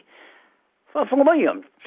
I lana la unga muni muni le Parliament New Zealand se fai pula sa fa solo i ma fo fongo le tina ia Judith Collins I me pito sila na maa e sa iau sia. A lu mana I lona tumuri esem whainga wha porkiki. E au fiai ia le whenga inga le Nelson Keynes litigation le tula fono toi teu teu o tula fono ma le avema se uruai minsta le vate tea I lulangi. A e sili atu ona mita elan to finga minsta pui puinga whaft fita. O lona tumuri ese ua wha amuta li ele luosu whaotou sanga o lana tāleni se whai pule. Le sa wa ai eilo na umi eino se funu ma le walu to finga wha minsta. O nisa to finga e wha lua o na whirwhilia iai. Wha pēr mare te o le itua ngai mo whainga paloto le luafe ma le luosu fulu. Sa whaua wai o na vema whai pule lalo le te inga tu sinave maulo mo to tua Christopher Luxon. Le wa vei ma minsta au tu le whainga malo o i nei. O fata o toino Collins o lai to o vele to finga pers tenne o le komisio to la fono. O lana wha mawaenga o le a le wha o Sofia le whai o se whainga palo tala titi. I lona I tu malo wha palo te papakure o kila ni sauti tuluai o le tula lata tele le teimi o le whainga palo tala ni te sanga. O Collins o lona to lua se whai pisnisi ma se loia foi sa whanau sa moa le malanga mai ni sila nei e wha awa waia na o onga ia David Wong Tang. Ina mea kasini ale Women's Day o le lua whemar sifun mali lima. Le sa whalia e Collins o lona te maasa mariu le luas futau sanga ilu matu sa matua I le ai masona manao. I le tupuanga sa mono to lua se tūlanga sa le fia te le ai o na o seva ainga. O le whainga malo whapaanga le National Act ma le New Zealand First ua palasi le langolongo ina le whaaringo langona mulimuli nei ale unia lau tongi la fonga ale Taxpayers Union Curial Poll ai o lo tumo pea e le whainga malo so whatasi le tero no foa. I le whaaringa o langona sa whamatuina le asono nafi o le a mawai e le whainga malo e le onsuma le lua no foa parmene tolu o palasi e lalo. Bea whātustu sātu I le tua ngai e lima sumalvanu no foa tolu o si itia iai. O le leipolo tu maulama o na avema pāti lau loa li tosu tasi te smariva pasene o le longango a e tele se palasi o le longolango o iai tilu mai le whaalinga o langona ilu matu I le tasi te smarima pasene o tongi o palasi e lalo. Ma I nei foi numera tosu maliva fai pule maua le National pe a fai le palo to le teminei se fulu lima e fai pule mai le New Zealand First valu no foa ma le Act o na mawailo le onsu ma le lua no foa e whaua wai le whainga malo so whatasi. Labour, whasutasi no foa e la tu te maua sfulua mai le pāti ale Greens, ai lima mai le pāti Māori, I le nao le lima sima le valu no foa pe atu whatasi. O tu sinave maulu mo tō tua Christopher Luxon, o tu e mana na oitanga te ewe mpālemia le lusu tasi te sima lima pasene o le longolango. Chris Hipkins, o te lopu le lua tsima le fik pasene, le sima riva pasene, o le longolango e vema palemia. Va vasa mane Wilson Peters, il tulanga tolu, se fulitasi te sima le pasene, o te sima le lima pasene a tongi o palasi I lalo mai le whaalinga o langona I no matu. Ina wa ai ia kopo sangote ana wo tafiti mo fia mana vai lalo le sami, a o maulu mo le au ino fingo to le muscles, sa la tu ngafati lava ona ave yuta ma amtai ona fatino nga yoinga la vea I mo le whaamana vaina po le CPR. A betai, sa le I lava le ai whaasau ina I rolo le tamato tolu le whanau. O le teminei, o la pata ia I le tamatai so e whaapitoi ma liu lilo po le coroner, I tangata wa feo lolo ane le mātutua po le middle age, e o e whangongo ta maulu le sami, ina ia mua whaiasiaki e whamai. Whaalia coroner Rachel Schmidt-McCleave I la sona nafi. O tangata fia e whangongo ta maulu e au na whaawau le mautino, le lavo le malo se maulu aim. Mai e tā wai a atoa lore whasuma le limo te usanga e te tau. O na tā paina whautuanga patino whafo mai pe a whailea, o i eini suinga I o lato wola malo roina, a pe sui a lato vaila au inuina. O sangote sa whano le soifua o maulu le mata whango Napier, mo le oino masomana wo I le asulus fululo te semalu a whemare le fulurima. I le suanga coroner Schmidt-McCleave sa I tā wai o sangote sa malemo, a e se wha mai a whiarona whatu sa whai masao I lon maliu. I lana li poti sa I tā wai le whaalia Rob Hewitt, se tai o tangata Māori le official sa le mua le vai ni sila po le Water Safety New Zealand, le sa I whaalia ai. O le tu paori I ma le Pasifika, I so se tu ai ngo foi kino. E ese matu tu patino e olo iai, ona le toi taria lo se fautuanga. Ai pena manatu mama foi, isilele e iai, pe a alu le ele sami.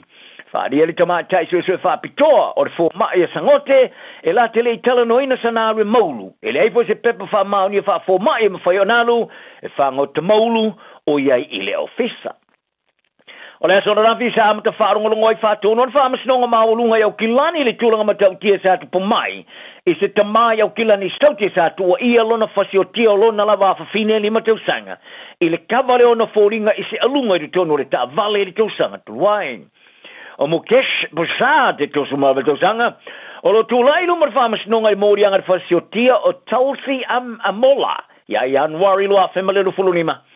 I le whorasanga mua moale lo i a leo, a miniasi kefu, sa i wholasia i whaatonu, i le tūlanga o le mesa tu puma i le pō. Sa i ta wai o Tulsi, sa i le whale o se ua o na mātua o ta aloai, malonga i loe Prasad i lon tōlua o le aloe piki. Ai le i alu le ta vale sa i a whaana nai o na ave ese se alunga ma le putumoe, ma ave le ta vale. Ma i a alo fia fo i le i loa lon tōlua o le alunga, ma i a longo iai, e alu le falalo na ua mulimiliane ave i eise me alofa se pepelo o se vaenga na fuafuanga. Ina ua mai ona pikina o na fine ma o ilo e Highbrook East Tamaki le sa e whaatonu nai le teine tite sa e nofo i lungo le ta vale. O na ia longo ai le i leo mulimiliane sa whai a Tulsi o le aso le la te whioti umai. Whare tefu o na whaao ngai le Prasad o le alunga sa whaanana mai le whale titina ilo na whafine se o lava ina umalo na ola. A whaia lea whainga ai oro tangitangi ane pele tēne titi ma whaiane. Papa no. Olo whao pēr lea ma ta upum. Tā longa o le whalabutonga le kanaloa consortium, pe ona tā wafo mo le whaatawino le leisene ale olo kapia le moana Pasifika le tamarisanga le supalakapi Pasifika. Wala tu talo sio le atu mata upo le afea o na aviese le longa a whawau na o pēr se le mautonu le lumana i o le a kalapu. Sa wha mauni ai e le tamata i ofisa silo le kanaloa Tracy Atinga le vasarei o lo iese ava no e mawai ni tala noanga i le mata upo ma le pulenga le moana Pasifika. Le Pacific Medical Association Board PMA le ele o whaelo ina so latu nau i le longoloino le tārsanga le kanaloa. Sa longo ia tinga le leitoni sila Pasifika, o lo ia sa latu so ta inga ma le sosia tangata alora kapi Pasifika, le Pacific Rugby Players, po le PRP, e peo nau foina le latu langolwango. Ma le wha moe, o le ama whaana ama taina i tala noanga ma au whae sea. Ma i tā wai, o le sosia tangata alora kapi Pasifika o latu ama taina tala noanga, ina i tu whaata sia tangata uma, mo tala noanga i whaia. O lo ngā rurue le whaara tonga i se tia tempo utiuti, i le rasta suma lima leo na masineo me, i otu iai, o tu ina atu le latu tārsanga mo le whaatawino le laisena man Pasifika i le whono whafoe, o le laka pini sila. O le vasta luai sa longo i atinga i le tioni sila Pasifika i whapea. O le tama atai o visi sila PMA, Debbie Sorensen, ma le pudo le sosia tangata alo laka pi, Rob Nicole, sa latu polokaina, le langolango mo le tārsanga le whaatawina ese o le au laka pi. Ai taru mai le taimi ua whaaria e Sorensen, Maniko, e te tau i le kandaloa o na tuina atu le latu tārsanga le lakapini sila. Ai le whaatala tala noanga ma le proklama le Pacific Beat le ABC sa ta waiatinga, o lo musu wā i al PMA e whaailoa le kandaloa latu whamaumaunga. Mai e ta wai e le seise al watu ma fia whaatau se kampani pe a whai e le moa se amanoa e tiru ai i whamaumaunga. O le whaiaonga mō le o Blacks a malo le ipole rangi Sir Graham Henry o te taliu nei le si o sio mianga o le peuli. O whirifilia nei Sir Graham, se tasi o tangata whapito e whirifilia le au po le selecta, i lalo e pūrenga fau o le o Blacks, po whaiaonga i le o Blacks o lo te ia Dave Rainey.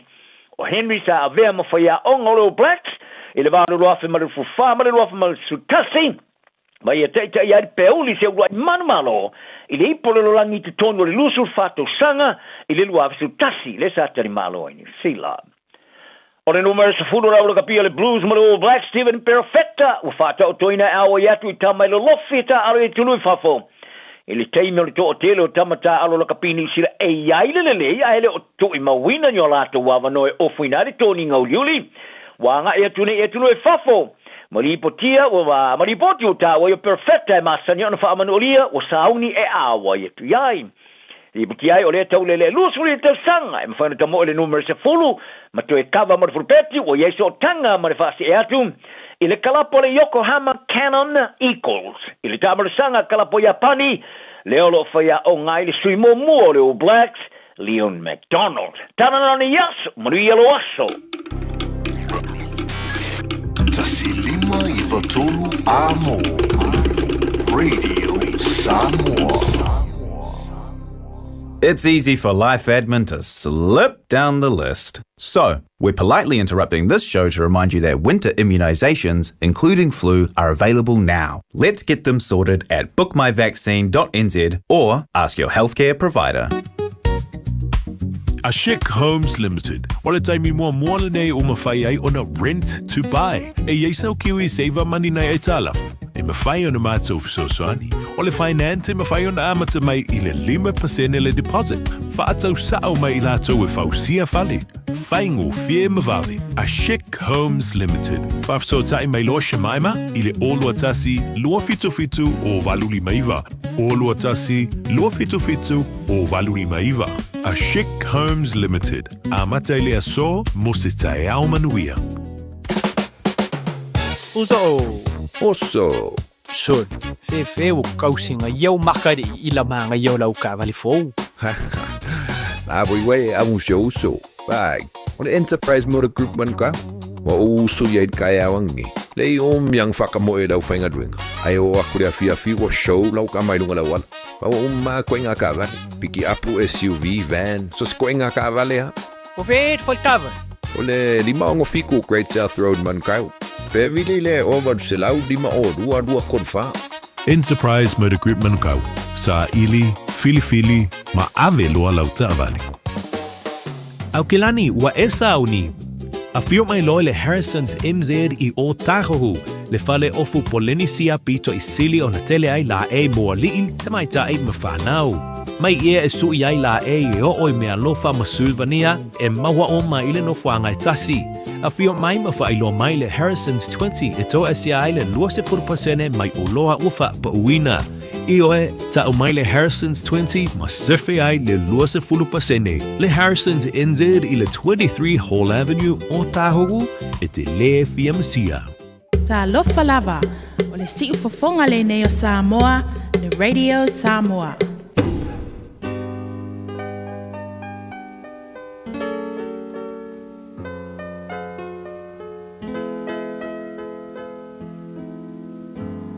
Faitauina le upo le poto no le tautua matavela linga Fusi and Sons Funeral Services I Mangele ma Samoa. I taimi o mawhatianga ma whaanoanoanga ona o le maliu.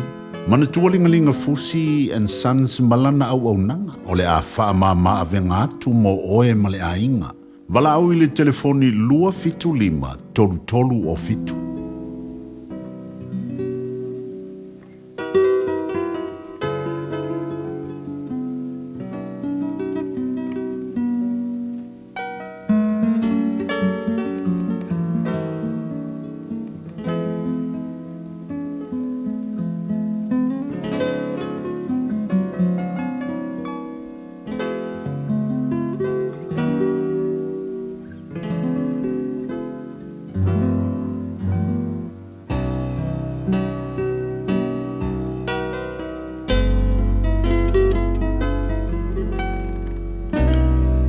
Whataoto lona mata upo se fulu ma le tolu e whaitawina ai le upo le poto ora nei tae hao.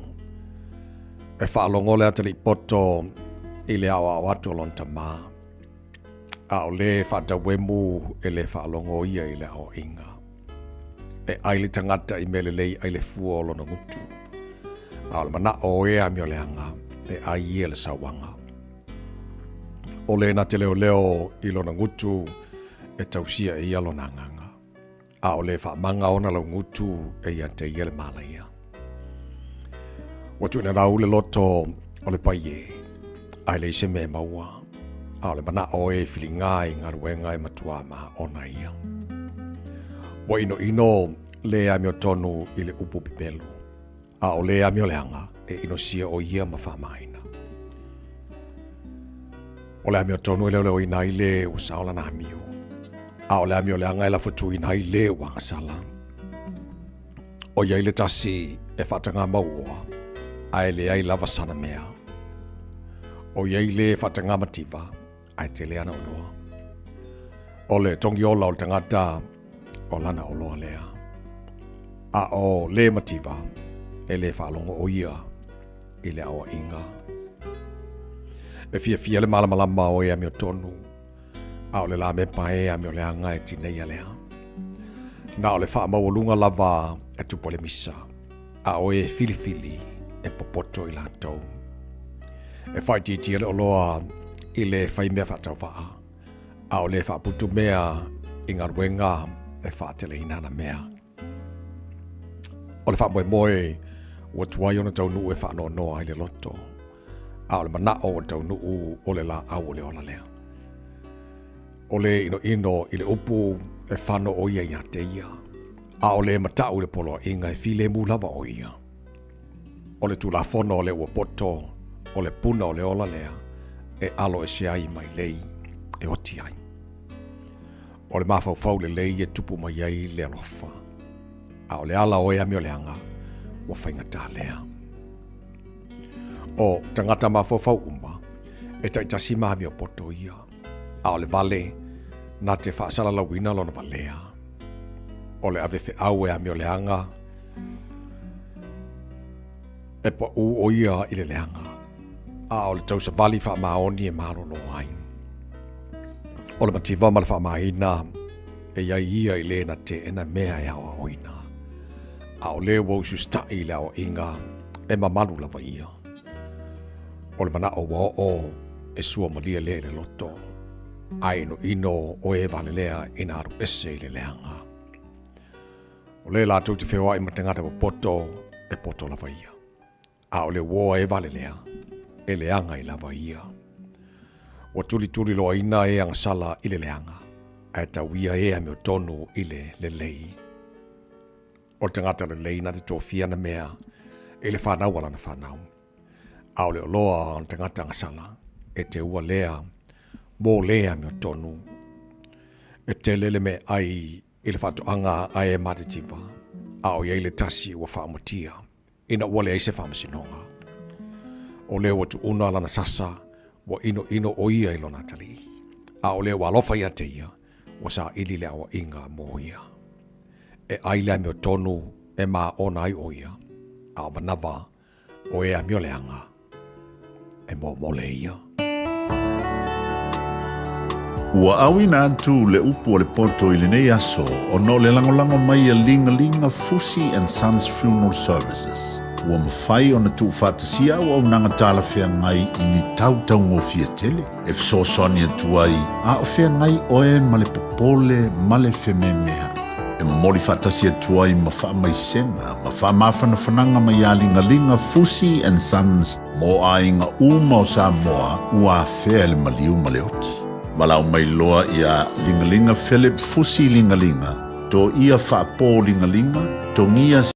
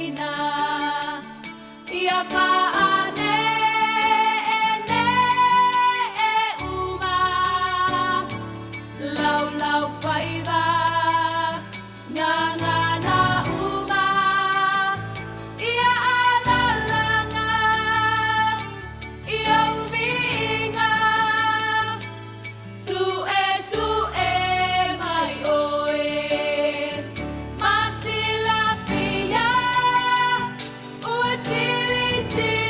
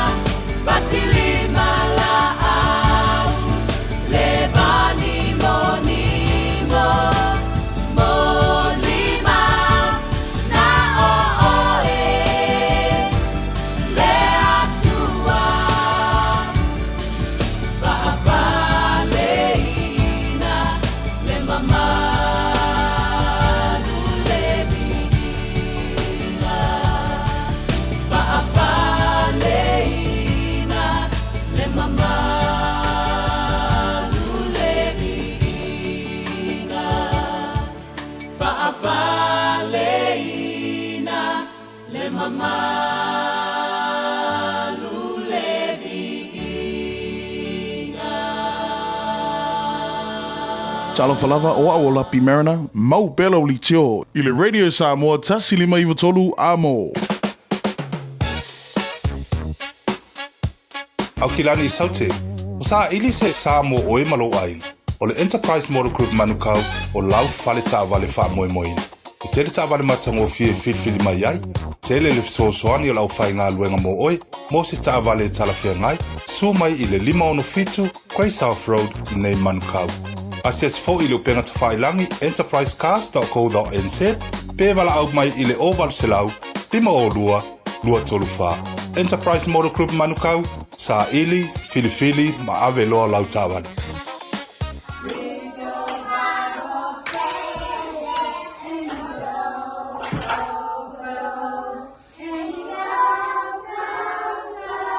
Sa ili sea o ngā amata e talawhea ngai mo lau whānau witi.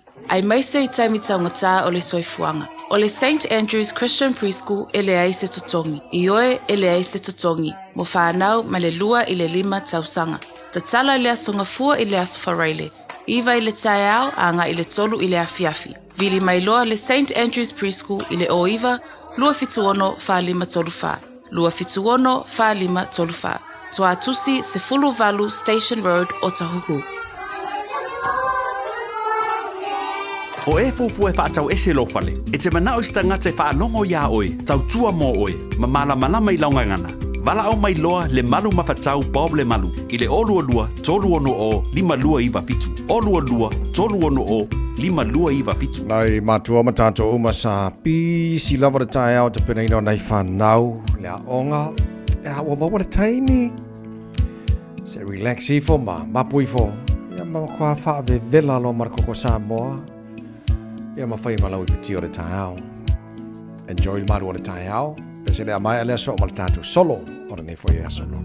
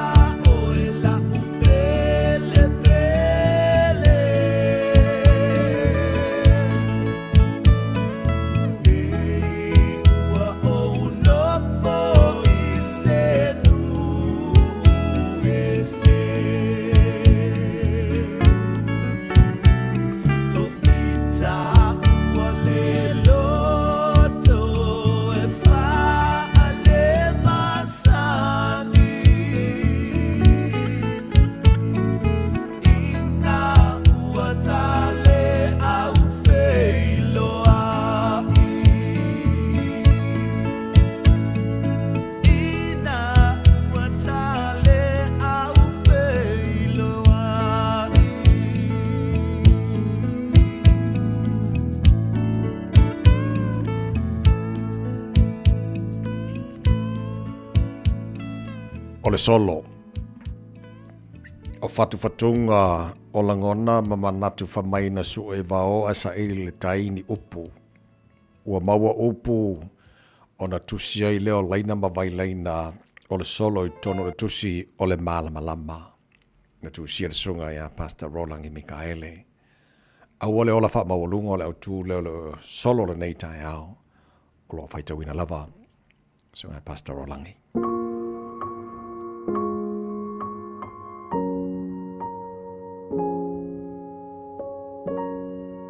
Awole ola wha mawalunga.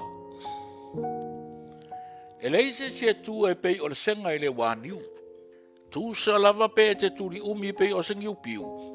E alu lava lo fia maa e u ina e fiu. O le mea na e te tau ai o na whai mariu liu. Ai awale ala laifua i o. Ina nei lafu tu ina o e ila lo. O le olanga nei e te pēli sumu e te ifi fo i le whātolo tolo. A wao nistaimi o whaitau ese le awa avau ma le silo polo. Po le alo o ta mai e iai lava vaenga e te ngata ai. E te fiu ai e tau mawhai ai wale to e palo se isi i lau vai. Manatua e ngau le sila i le whai. Ia oe nei se le tangata mai. Whaapea oe ai e whaavasivasi. Ai a e sasi ai e te i ulu maasi asi. Ia whai le muu. Malo alu ese mai le su a wā o le maulu e te o i lava le taangurungulu. Pe a ela lau wa ai le lala ulu. Lale lama lama sa ve u mai ei le lulu. O le wha maulunga. O lona i unga o le wha tafuna. A le o le nā wa e munga. O whai ai fo ini au whina unga. Ma e to e a whai nai lava i au whenunga. Tau ma whai e alo ese mai. I le si tu a oi ma le ola ngai ngai. E wha pēnā fōi le tautua fia matai. Ia pē ua e wha moe fōi i lou o tamai. E wha amu ia le ali i tangata loto maua lalo. A wā fōi o loo tumu le loto wha māngalo. Whai mai e o la tau le langi. O le no fuanga e le toi langona se oi au we maletangi. O ai e si atu staua o le maua keriso ia e maua. E a fua mea umai le alofa. O tangata uma o le amaufa, a wā wale mawhai le ti a polo o na sasofa, lou loto mawalalo, ma le anganga wha mangalo. Po le a fo ile le lei ma le masau o lau launga, ai a e ola wha mawalunga, talo whai le wha tumutumunga, o le a whai maulanga, lana wha uunga. Manatua, e mua le wha mawalunga le to ilalo. O le afo i le mamafa ma le uumi o upu o lau te talo e te i ulava i le pau maualalo. O le ala i manuia o le loto maualalo, loto wha maangalo. O le vi inga le nao Yesu le Mesia o na ato toa le olo fia ma pe iai e te nofo le tumutumu maunga pe a whai e te le ola wha maualunga.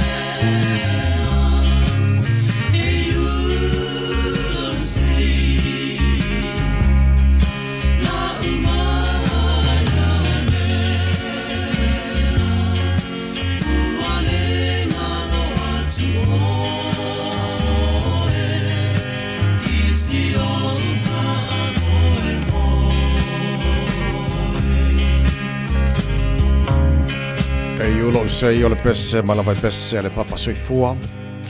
Oi whaafonga le pokala me mano le tāna Radio Samoa le nefo yaso lulu ua se fulu male toru e yaso me o le tāna wholongo le lua whenua se fulu male ono mo le atu whawhite tele lava le atunu.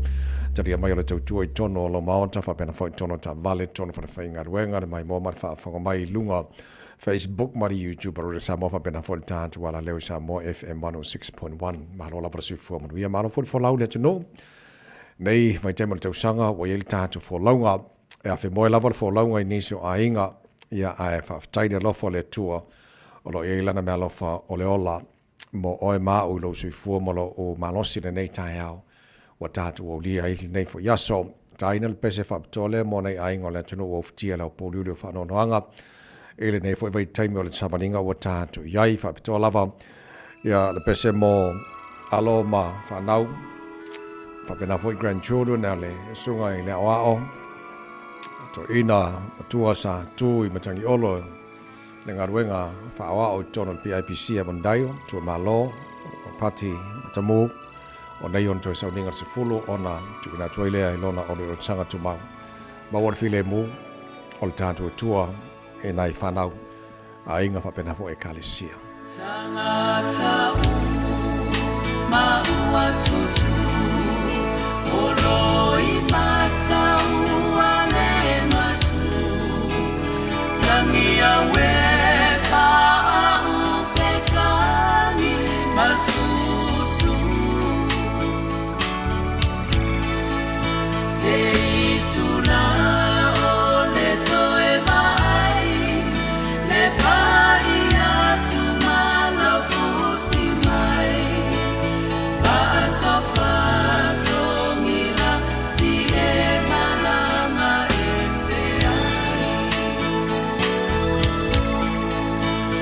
Mafutanga negelelei le fia fia wafai malai o aina e ola ine talalelei ai ai o aso eleana e tina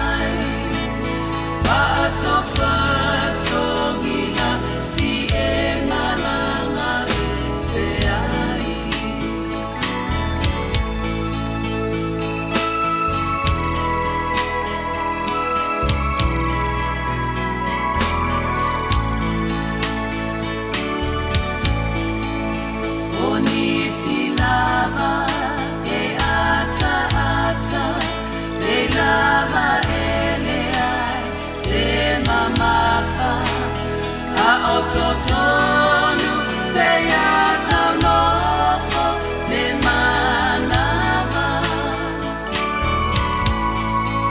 Falo totele ini tangata Motani tui matautala Ile walu ele toi fayama sangatana Yahweh, my finata, le alofai etina, aole ono sai ala papea, matalo sana iale utuva, iaso umaele.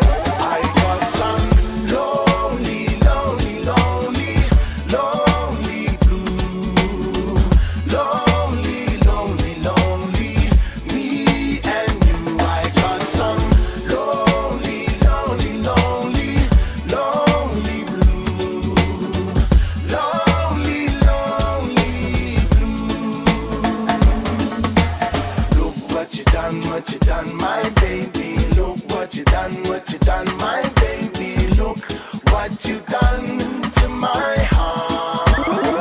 I got some lonely, lonely, lonely, lonely blue. Lonely, lonely, lonely, me and you. I got some lonely, lonely, lonely, lonely blue. Lonely, lonely. Look what you done, my baby. Look what you done, my baby. Look what you've done to my heart. We made a day, you said maybe, then you walked away with another baby. Now look what you've done to my heart. I got some lonely, lonely, lonely, lonely blue. Bueno, mawhawhi whianga o le tae au on the Radio Samoa.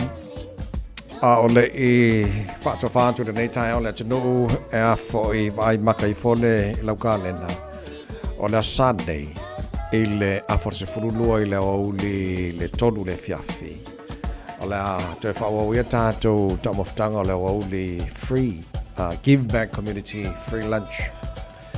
O le asosala sifutfitu o mei. Mai na fasfurulua se o le tonu le auli e whaia I o the Riversdale Reserve Avondale. Ele na o mo la tola I Avondale ma ala fo Italia so sia po fean me te la lai ma wala no te su to mana I te le na man tu ta maftanga ni le se tongi o le fo te vava ya tu free hot kai po ta maftanga mo oi e free ia tātou free food parcel and produce and vegetables. Lenga te lea, free clothing, kitchen items, mo tela vai whapena free uma. Mana ia leo tang tātou whanga newa taimi. So whaavano ifo maka lelo ka lena. Whaavano leo taimi la tu uale lotu tai ao, ngā maua tu leo leo auli. Ia ila afasfulua, whaile tātou ta mawhtanga le se tongi. Ia mo le tasina o nanga a give back community lunch free. Ia mo tātou uma a o le tā porkalamena mo le ne fo I a solulu. Whafte tele lau talama lau tā po inga. Ele ne fo I tai a fau. Ia ai o le tue whaasalawina o tātou tar fau le sunga se uli malau pēr tāle tu lai se folu. Ia ma sunga te tia whala tu te tia ma le tāra porkalame. Whiawhia mai. Whaua wale tau tuaro I le Samoa mo oi. Ne fo I aso maru lu. A o tā maru o tā haura nā mo ne aso. Mari a tele lava ne aso. Kalau ia pele lofa le tua man mawhanwhana lona lofa le leo ina le tāra wholonga. Nei fui vai tabi tu sango tātu iai. So I fua mai manu ia. Yesu e tau tai mai no uwaa. I le nei vasa whaingata.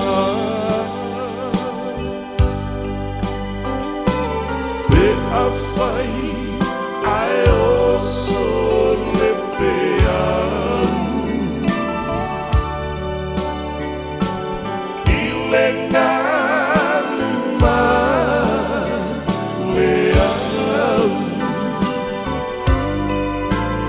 O koe le tau tai le lei. Ule I le vasa nei. Pe o le tau si a tina. Whapea oe I le a wha.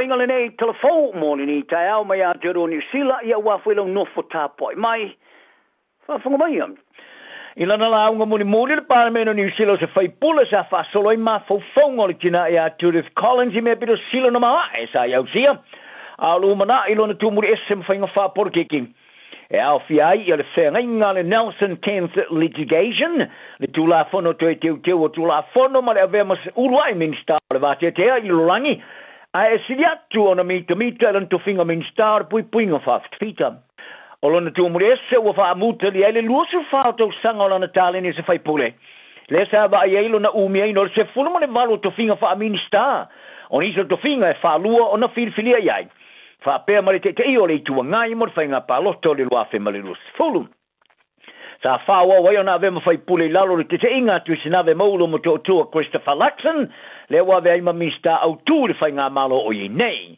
o fata o toino Collins o la e to o vele to finga perstenne o le comissio to la fondo o lona fa ma vengo la le fa o Sofia le fa o se fa nga palo to le titi i lona i tu malo fa palo te papakure o kila ni sauti tuluai o le tula lata tele le teimi o le fa nga palo to le te sanga o Collins o lona to lu o se fa pisnissima se loia foi sa fa na sa moa le malanga mai ni sila nei e fa o woia na o onga ia David Wong Tang in America Senior le Women's Day o le lua fe maris fun malima le sa falia e Collins o lona te masa mari le luas futo sanga do matu sa mato ai le ai ma sona manao i le tupuanga sa mo non to lua se tulanga sa le fia te le ai ona o serve ainga o le fainga malo fa panga le National Act male New Zealand First o palasi le longo ina le faali ngona mulmul nei ale union la tongi la fonga ale Taxpayers Union Curial Poll ai olo tumo pea ele fainga malo so fatasi le telono foa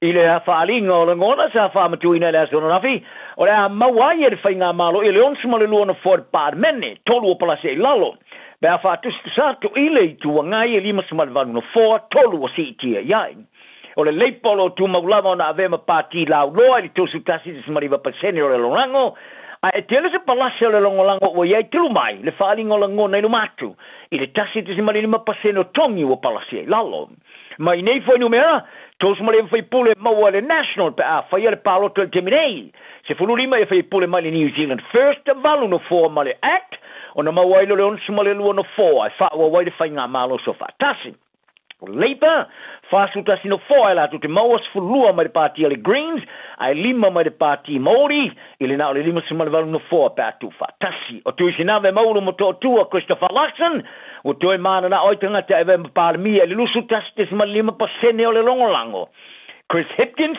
o te lopu le luat smalifik pasene le smaliva pasene o le longolango eve parmia va vassa mane Wilson Peters il tulanga tolu se fulitasti te smalona pasene o te smalima pasene a tongi o palase ilalo mai le falingo langona e do mato ina wa ai ya kopo sangote ana wo tafiki mo fia mana vai la lo sami a o maulu mo le ao ino fingo to le muscles sa la tu ngafati la bona ave utam am tai ona fatino nga yo inga la ve i mo fa mana vai na por CPR a betai sa le lava le fa sau ina dolo le tomato todo le fanau o le temene o la pata ia le tomato so fa bitoi mo lilo por coroner i tangata wa feo lolo ane le matu por middle age e o e whangongo te maulu le sami ina ia mua whaia siaki e fo mai. Whalia coroner Rachel Schmidt McLeave i la sona nafi. O tangata fia whangongo te maulu e au na whaawau le mautino le lavo le malo se maulu ai. Mai e tā wai a atoa lore whasuma le limo te usanga e te tau. O na tā paina whautuanga patino whafo mai pe a whailea o i eini suinga i o lato wola malo loina a pe sui a lato vaila au inuina. O sangote sa whano le soifua o maulu le mata whango Napier mo le oino masomano wo i le asulus fululo te semalu a whemale le fululima.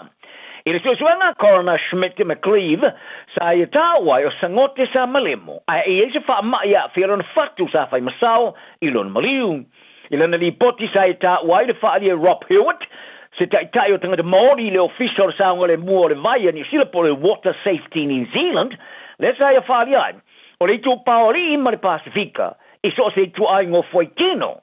E eise mati tō patino e olo iai o na le tō e taria lo se whautuanga. Ai pena manatu mama foi isilele e iai pe alu le ile sami Fadi ele tama tai so fa pitoa o fo ma ia sangote e la tele tala no ina sana re maulu ele ai fo se pepa fa ma ni fa fo ma ia fa yonalu e fa ngo te maulu o ia ile ofisa Ole so na visa am te fa ngolo ngoi fa tu non fa masno ma ulu ngai au kilani le tulanga ma tau tia sa tu mai e se te mai au kilani stauti sa tu ia lona fa si o tia lona lava fa fine li ma tau sanga ile kavale ona foringa ise alunga i tono le ta vale i tau sanga tu wai o mo kesh bosa de to suma ve to sanga o lo tulai no mar famas no ngai mori anga fa si o tia o tausi am amola ya Januari lo afemale lo fulunima I de fola sanga mo moale lo ia leo a miniasi kefu sa I fola sia I fa tonu I le tulango le mesa tu puma I le po sa ia ta wai o tulsi sa ia le fale o se wo na ma tu o ta aloi malonga I lo prasadi lo to lua o le alo piki ai le ia le ta vale sa ia fa na nai ona ave ese se alunga ma putumoe ma ave le ta vale ma ia alo fia fo I le lo lo to lua le alunga ma ia longo iai e alu le falo lo na wo muliane ave ia se me alofa se pepelo o se vai ngona na fuanga o mai ona pikino na fine mo ilo e Highbrook East Tamaki le sa e fa tonu nai le tene tite sa no fo ilungo ilumo ta vale ona ia longo ai le muliane sa fa ia tulsi o le aso le la te feo ti mai fa de te fu ona fa ngai le persado le alunga sa fa na mai le fale ti tina ilo na fa fine se o lava ina umalo no la a faia le fainga ai o tangitangi na pele tene titi ma faiane papa no o lo fa o pe le ta upum ta longa o le fala butonga le kana loa consol jime be ona ta wofo mo le fa to wino le senne o kapia le mona pasifika le tamar sanga super kapi pasifika wala tu talo sio la tu mata upo le afea ona aviese le longa a fa wa no pe se le motonu le lumna io le a kalapu sa fa ma ni ai el tamata i office silo le kana lo Tracy a tinga de vasone o lo yese va no e ma wa ni tala no anga i mata upo ma pulenga le mana Pacifica le Pacific Medical Association por PMA le o fa lo in sola tu no le longo no le tarsanga le kana lo sa longo ia tinga le Tony sila Pacifica o lo yesa la tu so ta inga mala socio tanga ta alo ka Pacifica le Pacific Rugby Players por PRP e peo no foina le la tu longo lango ma fa moi o le amo fa na matine tele no anga au fa share ma ia ta wai o le socio tanga ta alo ka Pacifica wala tu am matine tele no anga ina i tu fa te sia tanga uma mo tele no anga faia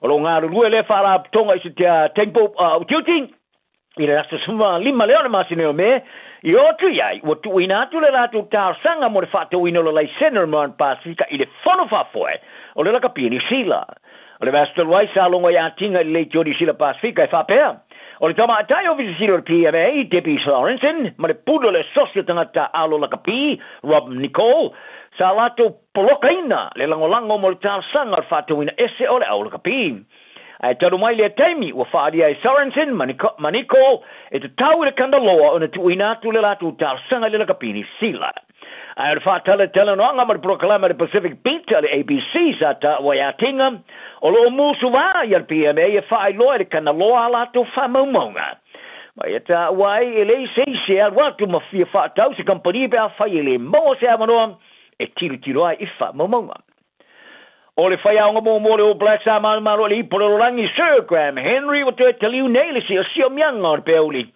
O whiriwhiria nei Sir Graham, o tasi o tangata whapito e whiriwhiria le au po le selecta, i lalo e pūrenga fau o le o Blacks, po whai aonga i o Blacks o lo te ia Dave Rainey. O Henry sa a vea ma whai aonga o le o Blacks, i le vāru roafe maru fuwha, maru roafe maru sutasi, mai e te ia peuli se uai manumalo, i le ipole lo langi te tono le lusu fato sanga, i le lua afisu tasi, le sa tari malo ini, sila. O le numero sa funo rau kapia le Blues ma le Black Steven Perfecta, u fata o toina awa yatu i tamai le lofita alo i tului fafo.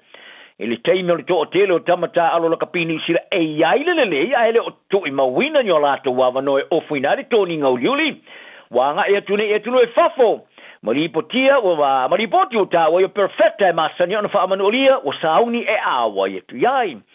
Ripotia o le tau le lusu le tau sanga e mafana tamo le numero se fulu ma to e kava mar fulpeti o yeso tanga ma fa se atu I le kalapo le Yokohama Cannon Eagles. I le tamalasanga kalapo Japani, le olo whaia o ngai le sui mo mua le All Blacks, Leon McDonald. Tananani yaso, manuia lo aso.